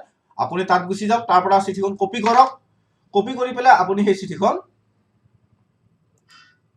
লৈ আগত আছিল চিঠিখন এইখন এই মাত্ৰ মই যিখন চিঠি ডাউনলোড কৰিলো অৰ্থাৎ সাইন কৰা চিঠিখন মই ডাউনলোড কৰিছো এইটো চাওক দেই ৰিপিটেড মই কৈছো আপোনালোকক ৰিপিটেড কিন্তু একদম নাপাহৰিব প্ৰথমবাৰ চিঠিখন আপোনালোকে স্কেন কৰি আপোনাৰ চিষ্টেমত ছেভ কৰিলে, তাৰপিছত ইয়াতে আপলোড কৰি ইয়াতে আনি পেলাই আপুনি কামখিনি কৰিলে, ড্ৰাফ্ট অপশ্যনত যাই পেলাই ক্ৰিয়েট নিউ ড্ৰাফ্টত আনি পেলাই এইখন ইয়াত কাম কৰিলে। গোটেইখিনি কৰাৰ পিছত এপ্ৰুভ কৰাৰ পিছত আপোনাৰ ইয়াতে এটা ECI নম্বৰ জেনেৰেট হ'ব, কিন্তু এই ECI নম্বৰটো আপোনাৰ হাৰ্ড কপিটো আপোনাৰ তাত নাই, এইটো আপোনাৰ কম্পিউটাৰতে জেনেৰেট হৈ আছে। ইংক চাইন বুলি এটা অপশ্যন আছে, এইটো নেক্সট ষ্টেপত এইটোত যোৱাৰ আগতে এই নম্বৰটো যেতিয়া জেনেৰেট হৈ যাব আপুনি এই ডাউনলোড অপশ্যনটোত ক্লিক কৰিব। ডাউনলোড অপশ্যনটোত ক্লিক কৰিব। এপ্ৰুভৰ পিছত এপ্ৰুভ বটনটো ক্লিক কৰাৰ পিছত আপোনাৰ তাত এনেকৈ এটা ECI নম্বৰ আহিব। এইবাৰ আপুনি ডাউনলোড অপশ্যনত যাব, not click hair, ink sign এতিয়া ক্লিক নকৰিব, ডাউনলোড অপশ্যনত যাব। ডাউনলোড অপশ্যনটোত আপুনি যাই পেলাই ডাউনলোড ক্লিক কৰিব। এই পাৰ্টিকুলাৰ চিঠিখন উইথ ECI নম্বৰ আপোনাৰ কম্পিউটাৰত ছেভ হৈ যাব। আপোনাৰ কম্পিউটাৰৰ ক'ত ছেভ হ'ব? সচৰাচৰ আপোনাৰ কম্পিউটাৰত ছেভ হ'ব যিটো আপুনি মাই ডকুমেণ্টছৰ মাই কম্পিউটাৰ ডাউনলোড ছেকশ্যনত যায়। যদি ইয়াৰ পৰা আপুনি জাষ্ট কপি কৰিব, আপুনি যিটো আপুনি ছেভ কৰিছিল ফল্ডাৰ, নিজে এটা ফল্ডাৰ আপুনি ছেভ কৰি লৈছিল, সেই পাৰ্টিকুলাৰ ফল্ডাৰটোত যাওক, তাত যাই পেলাই ডেছপাছ ছেকশ্যনত যাওক, ইলেক্ট্ৰনিক ডেছপাছত যাওক, তাত আপুনি পেষ্ট কৰক। ঠিক আছে, পেষ্ট কৰিলে লেটাৰখন এতিয়া আপোনাৰ ইলেক্ট্ৰনিক ডকুমেণ্টৰ পেষ্টত ইয়াত আহি গ'ল। আপুনি এটা নাম দি ছেভ কৰিব, মই জাষ্ট আপোনালোকক ডেমোৰ কাৰণে মই দেখাইছোঁ এইটো বস্তু। এতিয়া কথাটো হ'ল আপুনি এই লেটাৰখন আপোনাৰ হাৰ্ড ডিস্কত ছেভ কৰিলে। এইবাৰ আপুনি ই অফিচত আহক, এইবাৰ আপুনি ইংক চাইনত যাওক, ইংক চাইন ক্লিক কৰক। ক্লিক কৰাৰ লগে লগে আপোনাৰ সেই চিঠিখন আপোনাৰ সন্মুখত আকৌ সেই মাই কম্পিউটাৰৰ স্ক্ৰীনখন আহিব। তাত আপুনি যাওক, আপুনি ক'ত চিঠিখন থৈছিল সেই ফল্ডাৰটো লৈ যাওক। আপোনাৰ এতিয়া ড্ৰপ ডাউনটো অহা নাই, ইংক চাইন ক্লিক কৰিলে এখন স্ক্ৰীন আহি যায় আপোনাৰ সন্মুখত। তাত আপুনি য'ত ছেভ কৰিছে সেই পাৰ্টিকুলাৰ ফল্ডাৰটো বিচাৰি তাৰ পৰা পাৰ্টিকুলাৰ চিঠি যিখন এইমাত্ৰ আপুনি আপলোড কৰিলে ECI নম্বৰ থকা চিঠিখন, ECI নম্বৰ থকা চিঠিখন, সেইখন আপুনি ক্লিক কৰক, কৰি অপেন কৰক। আপোনাৰ তাত এই চিঠিখন আহিব। এতিয়া যিখন চিঠি আপুনি তাতে ECI নম্বৰ সহ আপলোড কৰিছিল সেই চিঠিখন আপোনাৰ স্ক্ৰীনত এতিয়া আহি যাব। আহিলে, অহাৰ পিছত এইবাৰ আপোনাৰ কাম আছে কি? কনফাৰ্ম অৰ ডিসকাৰ্ড ইংক চাইন। আপোনাৰ এইটো কনফাৰ্মেই হ'ব, ইয়াত আপুনি কনফাৰ্ম কৰক। ইয়াত চাব এটা বটন, এতিয়া চাব দে, মনত ৰাখিব সেই ফল্ডাৰটোৰ পৰা আপুনি ইংক চাইন কৰাৰ পিছত সেই পাৰ্টিকুলাৰ ECI নম্বৰ লাগি থকা চিঠিখন আপোনাৰ তাত আহি গ'ল। এতিয়া আপুনি কনফাৰ্ম কৰক, কনফাৰ্ম অপশ্যনটোত ক্লিক কৰক। কনফাৰ্ম অপশ্যনটো ক্লিক কৰাৰ লগে লগে আপোনাৰ সন্মুখত দুখন স্ক্ৰীন আহিব। সেম বস্তু আপোনাক ৰিপিট কৰিব যে এইখনে এপ্ৰুভ কপি এইটো আছিল আৰু ECI জেনাৰেট নম্বৰ এইটো আছিলে, এইটো হয়নে? অ'কে, আপুনি যদি ডেফিনেটলি অ'কে হয়, আপুনি কনফাৰ্ম কৰক। কনফাৰ্ম শব্দটো ক্লিক কৰাৰ লগে লগে এতিয়া আপোনাৰ তাত আহিব, চাওক এইখন কনফাৰ্ম আহিল। এতিয়া আপোনাৰ তাত আহিব ইনিচিয়েট ডেছপাছ। ঠিক আছে, এই ইনিচিয়েট ডেছপাছ বুলি এটা অপশ্যন পাব। চাওক, ইনিচিয়েট ডেছপাছটো আপুনি এতিয়া ক্লিক কৰক। সেই পাৰ্টিকুলাৰ চিঠিখন য'ত ECI নম্বৰ এতিয়া জেনেৰেট হৈ আহিল, এই ECI নম্বৰটো কিন্তু আপুনি দিছে, আপুনি দিয়া ECI নম্বৰটো ইয়াত জেনেৰেট হৈ আহিল। এতিয়া আপুনি এড ৰিচিপিয়েণ্টত যায় কাক পঠাব, কালৈ পঠাব, ইয়াত এন্ট্ৰি কৰি যাওক। চিম্পল এটাৰ এইখন আহি গ'ল। ইয়াত খালি এটা বস্তু চাব, এতিয়া মন দি শুনিব দেই এইটো কথা। ইয়াত দুটা অপশ্যন আছে, এটা পাব্লিক আৰু এটা ইন্ট্ৰা অফিচ, ই অফিচ। আপোনালোকে ক্লিক কৰিব লাগিব ইন্ট্ৰা ই অফিচ। পাব্লিক হ'ল আউটসাইড ডিপাৰ্টমেণ্ট, আপুনি ইন্ট্ৰা আউটসাইড ডিপাৰ্টমেণ্টৰ ই অফিচ থাকিব পাৰে। মন কৰিব দেই এইটো কথা। যদি আমি অকল এইটোৱে নহয় যে ইৰিগেশ্যনৰ মানুহৰে ই অফিচ আছে, DC অফিচৰো চিঠি আছে। আমি যে বোলে এক্সটাৰ্নেল ফাইল এটা চাইছোঁ, সেই এক্সটাৰ্নেলত যেতিয়া আপুনি এক্সটাৰ্নেল ডিপাৰ্টমেণ্টত যদি আপুনি চিঠি এখন পঠাব লাগে, তেতিয়াহ'লে আপুনি পাব্লিকত যাব, এই পাব্লিক অপশ্যনত যাব। যদি চাপ'জ ইৰিগেশ্যনৰ বাহিৰে বেলেগ অফিচত পঠায়, তেতিয়াহ'লে আপুনি পাব্লিকত যাব। আৰু যদি আপুনি ইৰিগেশ্যনৰ ভিতৰতে আপুনি যদি চিঠি পঠাব বিচাৰিছে, তেতিয়া ইন্ট্ৰা ই অফিচ যাব। ইন্ট্ৰা অফিচ মাৰাৰ লগে লগে পাৰ্টিকুলাৰ আপুনি যোনটো অফিচলৈ পঠাব, চাপ'জ CEI লৈ পঠাব বা SID লৈ পঠাব, যালৈকে পঠায় ইয়াত তাৰ নাম ক্লিক কৰাৰ লগে লগে এই বক্সটোত ক্লিক কৰাৰ লগে লগে ড্ৰপ ডাউন আহি যাব। তাৰপিছত আপুনি কালৈ পঠাব তেওঁৰ নামটো ক্লিক কৰিলেও আহি যাব। চ' ইয়াত আপুনি যেতিয়া কালৈ পঠাব চুজ ওৱান, সেই পাৰ্টিকুলাৰ মানুহজনৰ নাম ইয়াত ক্লিক কৰাত আহি যাব। এতিয়া মই প্ৰথম চিঠিখন বোলে এছ ডামালে পঠাম, চাপ'জ ধৰি ইৰিগেশ্যন ডিপাৰ্টমেণ্ট কোনোবা আছে, ইৰিগেশ্যনৰ কোনোবা এটা মানে অফিচৰ চিফ ইঞ্জিনিয়াৰ পঠাইছে, CEI আহিল। ইয়াতে চিফ ইঞ্জিনিয়াৰ মাৰাৰ লগে লগে চিফ ইঞ্জিনিয়াৰ নামটো আহি যাব। চাপ'জ চিফ ইঞ্জিনিয়াৰ নামটো আহিল, তেখেতৰ নামটো আমি ক্লিক কৰিলোঁ, ক্লিক কৰি এড কৰিলোঁ। এইটো এড কৰিলোঁ যে এইটো হ'ল কপি, কালৈ আমি ডাইৰেক্ট পঠাম। আমাৰ চিঠিবোৰ সাধাৰণতে এটা মেইন কপি থাকে, বাকীকেইটা কপি থাকে। চিফ ইঞ্জিনিয়াৰলৈ পঠালোঁ ইয়াৰ কপিটো আমি হয়তো প্ৰিন্সিপাল ছেক্ৰেটাৰী পঠাওঁ এতিয়া প্ৰিন্সিপাল ছেক্ৰেটাৰী আমি ক'ত বিচাৰি পাম প্ৰিন্সিপাল ছেক্ৰেটাৰী আমি বিচাৰি পাম সাপোজ কি IGN ইয়াতে ইৰিগেশ্যন ডিপাৰ্টমেণ্ট বুলি থাকিব যেনে এইটো ঘৰত ইয়াত ড্ৰপ ডাউনটো আপোনাক দেখাব পৰা নাই ইয়াত অহা নাই স্ক্ৰীনত এই জাষ্ট ইউজাৰ্ছ বুলি য'ত লিখা আছে তাত ক্লিক কৰিব কৰাৰ লগে লগে ড্ৰপ ডাউনত আপোনাৰ IGN আহিব সাপোজ প্ৰিন্সিপাল ছেক্ৰেটাৰী বা ছেক্ৰেটাৰী পঠাব লাগে তেওঁলোক ছেক্ৰেটাৰী লেভেলৰ মানুহ হয় ছেক্ৰেটাৰী অফিচৰ মানুহ তেওঁলোকৰ কাৰণে IGN বা ইৰিগেশ্যন ডিপাৰ্টমেণ্ট ক্লিক কৰিব তেওঁক ক্লিক কৰাৰ লগে তেওঁৰ নামটো ইয়াত আহি যাব প্ৰিন্সিপাল ছেক্ৰেটাৰী যি আহে এবাৰ নেক্সট এইটো ঘৰত ক্লিক কৰিব তেওঁৰ নামটো আহি যাব তেওঁক চিলেক্ট কৰক এবাৰ তেওঁক এড কৰক দুজন হৈ গ'ল চাওক এড দুজন হৈ গ'ল main copy chief engineer next to copy to principal secretary next আপুনি মিনিষ্টাৰ যদি পায় ইয়াত মিনিষ্টাৰ লেভেলটো ইয়াত বিচাৰি পাব চেম মিনিষ্টাৰৰ সেইটো ইয়াত ক্লিক কৰক সাপোজ ধৰি লওক মিনিষ্টাৰৰ PA টো মিনিষ্টাৰ পঠাব লাগে তেওঁ কপিটো ইয়াত পাব আকৌ এড কৰক আৰু কাৰোবাক পঠাব লাগে চ' এনেকৈ এড কৰি গৈ থাকিলে হ'লে এইখন এড কৰাৰ পিছত এইটো ইয়াত ক্লোজ কৰক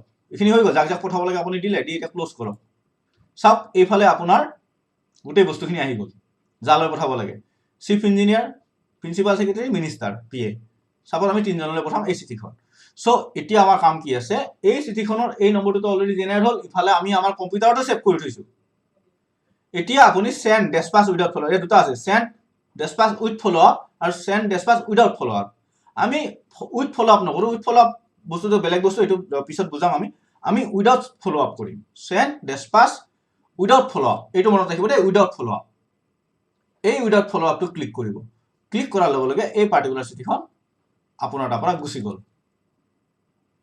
ইছ্যু লেটাৰ ইছ্যু এতিয়া আপোনাৰ তাতে এই পাৰ্টিকুলাৰ লেটাৰখন ইছ্যু হৈ গ'ল চাওক এইখন লেটাৰ আছিল কালো ইছ্যু কৰিলে আপুনি এইবোৰ ইছ্যু এইবোৰ চব ডেছপাচ ইয়াত দেখালে নহয় আপোনাৰ এতিয়া চব ডেছপাচ হৈ গ'ল অলৰেডি আপুনি পঠাই দিলে এতিয়া এই চিঠিখন পাৰ্টিকুলাৰ সেই পাৰ্চনজন যালৈ আপুনি পঠালে তেওঁৰ ৰিচিভ লেটাৰৰ ভিতৰত তেওঁ এই লেটাৰখন দেখা পাব এইখিনি বুজি পালে অকমান কনফিউজ হলো আকৌ এবাৰ ৰিপিট কৰি চাব ভালকে বুজি পাব খালি এটা বস্তু মনত ৰাখিব লেটাৰখন ৰিচিভ কৰোঁতে লাষ্টত মই এটা অপচন দেখাইছো নহয় এটা পাব্লিক এটা আপোনাৰ ইন্ট্ৰা অফিচ সেইটো ক্লিক কৰিব আৰু গোটেই বস্তুটো ভালকে চাওক এবাৰ ভিডিঅ'টো ভালকে চালে আপোনালোকে দুবাৰ তিনিবাৰ ভালকে চাওক গোটেই বস্তুখিনি বুজি পাব মই যিমানখিনি পাৰো বুজাই দিবলৈ চেষ্টা কৰিছো চ' এতিয়া কথাটো হ'ল এই লেটাৰখন আপোনাৰ তাৰ পৰা ডেছপাচ হৈ গ'ল কিন্তু আপোনাৰ কাম ইয়াত চেঞ্জ হোৱা নাই কিয় হোৱা নাই বিকজ অফ ডেট আমি ফিজিকেল ফাইল মুভমেণ্টটো এতিয়া চলাই আছো আমি এতিয়া কি কৰিম এই যে আমি আমাৰ হাৰ্ড ডিস্কত সেভ কৰি থৈছিলো এই লেটাৰখন আমাৰ হাৰ্ড ডিস্কত যে সেভ কৰি থৈছিলো এই লেটাৰখনৰ এটা প্ৰিন্ট আউট ওলাম ECI নম্বৰ থকা নম্বৰ দেই ECI নম্বৰ লগত লাগি আছে এই নম্বৰটোৰ এটা আমি প্ৰিন্ট আউট ওলাম বুজি পাইছে ECI নম্বৰ আপুনি যেনেকৈ ECI নম্বৰটো আপুনি হাৰ্ড ডিস্কত সেভ কৰিছিলে সেভ কৰা নম্বৰটো আপুনি প্ৰিন্ট আউট কৰিব প্লাস আপোনাৰ লগত এই কপিটোও আছে হাৰ্ড কপি যিটো আপুনি তেওঁৰ পৰা ৰিচিভ কৰি ললে হাৰ্ড কপিটো এতিয়া আপুনি সেই ECI নম্বৰৰ প্ৰিন্ট আউট কৰা কপিটো য'ত ECI নম্বৰ লিখা আছে আৰু তেওঁৰ পৰা আপুনি ৰিচিভ কৰা কপিটো য'ত ECI নম্বৰ লিখা নাই মেইন চিঠি যিখন ঠিক আছে এই চিঠি দুখন আপুনি এতিয়া আপোনাৰ ফাইলত সোমাই দিয়ক ক'ত সোমাব যিটো মেনুৱেল ফাইল ইলেক্ট্ৰনিক ফাইলটো কম্পিউটাৰত কৰিছে সেম এটা আপুনি মেনুৱেল ফাইলো বনাব দিছিল মই আপোনালোকক দুটা এটা ইন্টাৰনেল এটা এক্সটাৰনেল এখন ইন্টাৰনেল চিঠি যিহেতু আপুনি যিটো ইন্টাৰনেল ফাইল বনাইছিল তাত মেইন চিঠিখন আৰু ECI নম্বৰ জেনাৰেট হোৱা সেই চিঠিখন যিখন আপুনি হাৰ্ড ডিস্কত সেভ কৰিছিল আৰু অলৰেডি এখন বাহিৰত পঠাইও দিছে সেইখন চিঠি আৰু এখন চিঠি একেলগে প্ৰিন্ট আপ কৰক কৰি আপোনাৰ কম্পিউটাৰত সেভ কৰি থওক আৰু এটা বস্তু আছে যদি কিবা কাৰণত আপুনি সেই পাৰ্টিকুলাৰ ECI নম্বৰ জেনাৰেট হোৱা চিঠিখন সেভ কৰিব বিচৰা প্ৰিন্ট আউট কৰিব বিচৰা নাই তেতিয়াহলে সেই পাৰ্টিকুলাৰ ECI নম্বৰটো আপুনি এই চিঠিখন যিখন প্ৰথম আপুনি ফাইলটোৰ পৰা ৰিচিভ কৰিছিল তাত লিখি ৰাখক ECI নম্বৰ বুলি মই সাজেষ্ট কৰো প্ৰিন্ট আউট কৰি লওক দুটা কপি একেলগে ৰাখক মেইন কপি আৰু আপুনি যিখন পঠাই দিলে তাৰ কপিটো ইয়াত প্ৰিন্ট আপ কৰক তাত ECI নম্বৰ লিখা থাকিব এখন মেইন কপি আছিল দুইখন একেলগ কৰি আপুনি ফাইলত সোমাওক যদি সেইখিনি প্ৰিন্ট আউট কৰিবলৈ সময় পোৱা নাই বা কিবা কাৰণে প্ৰিন্টাৰৰ প্ৰবলেম হৈ আছে তাতো কোনো প্ৰবলেম নাই সেই ফোল্ডাৰটোত আপোনাৰ ECI নম্বৰ চিঠিখনৰ ওপৰত লিখাই আছিল সেই ECI নম্বৰটো আনি এইখনৰ ওপৰত লিখক কোন তাৰিখে সেন্ড কৰিছে সেই ডেটটো আপোনাৰ ইয়াত থাকিব সেই ডেটটো ইয়াত লিখি দিয়ক যে অমুক তাৰিখে সেন্ড ৰেকৰ্ড চিঠিখনৰ ওপৰত লিখক ECI নম্বৰটো কোন তাৰিখে সেন্ড কৰিছে সেই তাৰিখটো লিখক এতিয়া আপুনি ফাইলটো থৈ দিয়ক যিটো ফিজিক্যাল দুটা ফাইল আপুনি ক্ৰিয়েট কৰিছিল ইন্টাৰনেল এক্সটাৰনেল এখন ইন্টাৰনেল লেটাৰ ইন্টাৰনেল ডিপাৰ্টমেন্টৰ ভিতৰত যাব সো ইন্টাৰনেলত আপুনি এটো সোমাই থৈ দিয়ক আপোনাৰ কাম মাত্ৰ এইখিনি আৰু এইখিনি হ'ল আমাৰ ডেছপাচৰ মেইন কাম চ' যিখিনি পাৰোঁ মই আপোনালোকক এই 3টা পাৰ্ট বুজালোঁ। ভিডিঅ'কেইটা ভালকৈ চাব আপোনালোকে। আশা কৰোঁ বুজি পাবলৈ সক্ষম হৈছে আপোনালোকে। যদি কিবা অসুবিধাও পায়, আমাৰ টিম আছে চিফ ইঞ্জিনিয়াৰ অফিচত, আমাৰ টিম আছে আসাম ছেক্ৰেটেৰিয়েট ইৰিগেশ্যন ডিপাৰ্টমেণ্টত, আমাৰ টিম আছে প্ৰত্যেকটা SIDতে এজন মাষ্টাৰ ট্ৰেইনাৰ আছে। প্ৰত্যেককে আমি প্ৰেক্টিকেলি বুজাইছোঁ বা অভাৰ ভিডিঅ' কনফাৰেঞ্চ বুজাইছোঁ। কিবা বুজি নাপায় ডাইৰেক্ট মোক কণ্টেক্ট কৰক, মোৰ নম্বৰ চবৰ তাত এভেইলেবল আছে। আমাৰ নোডেল অফিচাৰ আছে, তেখেতক কণ্টেক্ট কৰক। চ' আমি সকলো ৰেডি হৈ আছোঁ, 24 আৱাৰ আপোনালোকক ছাৰ্ভিচ দিব আমি ৰেডি হৈ আছোঁ। আপোনালোকে এইটো নাভাবিব ৰাতি 2টা বজাত ফোন কৰিলেও আমাৰ পৰা আপোনালোকে ৰিপ্লাই পাব। চ' ডেট চব ৰেডি হৈ থাকিব, কোনো ভয় কৰিব লগা নাই। কিবা কনফিউজ হয় আমাক ফোন কৰিব। ভিডিঅ'কেইটা কিন্তু ৰিপিটেডলি চাব, যেতিয়ালৈকে আপুনি কনফিডেঞ্চ নাই আপোনাৰ মনত, ৰিপিটেডলি চাব। ঠিক আছে, অকণমান দীঘলীয়া হ'ব পাৰে ভিডিঅ'কেইটা, কিন্তু চাওক। ফ্ৰী টাইম যেতিয়াই পাই চাওক, অফিচ আৱাৰ্ছত একো কাম নাই, ভিডিঅ'কেইটা চাওক, বস্তুখিনি শিকক। নতুন বস্তু, অকণমান সময় লাগে সকলোকে শিকিবলৈ, কিন্তু কোনো কঠিন বস্তু নহয়, একদম ইজি বস্তু, একদম সহজ বস্তু। অকণমান আপোনালোকে যদি এডজাষ্ট হৈ যাব নহয়, চকু মুজি কৰিব পাৰিব। ইমানেই ইজি প্ৰচেছ এইটো। চ' পুনৰবাৰ সকলোকে ধন্যবাদ জনাইছোঁ ইমান ধৈৰ্য সহকাৰে মোৰ ভিডিঅ'টো চাইছে। তাৰোপৰি মই আৰু এটা কথা কৈছোঁ, মোৰ যে এই ভিডিঅ'কেইটা মই যিহেতু ইউটিউবত দিছোঁ, যিহেতু হোৱাটছআপত বা বেলেগ মাধ্যমত দিবলৈ অসুবিধা হয়, কাৰণ ইয়াৰ চাইজটো বহুত ডাঙৰ চাইজ হয়। চ' এটা মই এই কাম, মোৰ এটা ইউটিউব চেনেল আছিলে DX মিডিয়া হাউচ বুলি, মই তাতে আপলোড কৰি দিছোঁ সেইকাৰণে। চ' কাইণ্ডলি আপোনালোকে চেনেলটো ছাবস্ক্ৰাইব কৰি ল'ব, যাতে এনেকুৱা ধৰণৰ অফিচ ৰিলেটেড ভিডিঅ'খিনি আপোনালোকে পাই থাকে। চ' মই আপোনাৰ পৰা কৈছোঁ DX মিডিয়া হাউচ, সেই DX মিডিয়া হাউচ বুলি যিটো ইউটিউব চেনেল আছে, তাত আপোনালোকে এই ভিডিঅ'টো পাব। তাতে আপোনালোকে পাৰিলে সেই চেনেলটো ছাবস্ক্ৰাইব আৰু লাইক কৰি ল'ব, কাৰণ যিমানে মই যিবোৰ নতুন নতুন অফিচ সম্বন্ধীয় যিখিনি নতুন বস্তু আহি থাকিব মোৰ ওচৰত, মই এনেকৈ ভিডিঅ' বনাই বনাই আপোনালোকক সেই চেনেলটোতে আপলোড কৰিম। চ' আশা কৰোঁ আপোনালোকৰ আজিৰ এই ট্ৰেইনিং ভিডিঅ'টোৱে আপোনালোকক কিছু কাম দিব। ভৱিষ্যতে আকৌ লগ পাম, নতুন অফিচ সম্বন্ধীয় নতুন আপডেট লৈ পেলাই মই আকৌ আহিম। সকলো আমাৰ ৰেচপেক্টেড অফিচাৰসকলক বা আমাৰ ৰেচপেক্টেড কৰ্মচাৰীসকলক অনুৰোধ জনাইছোঁ, আমি যিহেতু জানুৱাৰী মাহৰ পৰাই আমি অফিচ আৰম্ভ কৰিম, within a short time office start হৈ যাব আমাৰ ডিপাৰ্টমেণ্টত, আৰু আনাডাৰ 3 মান্থ আমি ফুল্লি ইলেক্ট্ৰনিক কৰিম, পেপাৰলেছ কৰিম। চ' এই ভিডিঅ'টোৰ আপোনালোকক কিছু কথা বুজাবৰ কাৰণে আমি যত্ন কৰিছোঁ, আৰু আপোনালোকৰ মানসিকভাৱে প্ৰস্তুত হওক যে এতিয়া আমি অফিচৰ কামবোৰ অফিচ মাধ্যমেদিহে কৰিম। আৰু ই আৰম্ভ হ'ব, আৰু এইটো আমাৰ চৰকাৰৰ নিৰ্দেশনা আছে, মাননীয় প্ৰধানমন্ত্ৰী ডাঙৰীয়াৰ নিৰ্দেশনা আছে যে আমি ডিজিটেল হ'ব লাগে। আৰু ডেফিনেটলি আজিৰ যুগত আমি যদি ডিজিটেলাইজ কৰি নিজকে ডিজিটেল ছিষ্টেম এটাৰ লগত জড়িত কৰি ল'ব নোৱাৰোঁ, যে আমাৰ ভৱিষ্যত প্ৰজন্মই আমাক হাঁহিব। আপোনালোকে যদি ভালকৈ চাই, আমাৰ ভৱিষ্যত প্ৰজন্মই ডিজিটেল ক্ষেত্ৰখনত বহুত ওপৰত আছে। তেওঁলোক উঠি অহা প্ৰজন্মটো, কালিলৈ আপুনি মই ৰিটায়াৰ হৈ গুচি যাম, তেওঁলোকে আমাৰ অফিচবোৰ চলাব, আমাৰ পষ্টবোৰ, আমাৰ স্ক্ৰিপ্টকেইখন তেওঁলোকে চম্ভালিব। আৰু তেওঁলোকক যদি আজি আমি এই চিষ্টেমটো দি থৈ নাযাওঁ, এদিন হয়তো তেওঁলোকে আমাক হাঁহিব। চ' আমাৰ ভৱিষ্যত প্ৰজন্মৰ সুৰক্ষাৰ কাৰণে, ভৱিষ্যত প্ৰজন্মক কামৰ ফাষ্টনেছ আনিবৰ কাৰণে, বা আমাৰ নিজৰ কামসমূহ ফাষ্ট কৰিবৰ কাৰণে, কামবোৰ পাৰফেক্ট কৰিবৰ কাৰণে আমি ডিজিটেল ছিষ্টেম আঁকোৱালি ল'বই লাগিব। চ' আজিলৈ আহোঁ, সকলোকে পুনৰবাৰ নৱবৰ্ষৰ শুভেচ্ছা জ্ঞাপন কৰি মোৰ ভিডিঅ'টো ইয়াতে সামৰিলোঁ। ধন্যবাদ।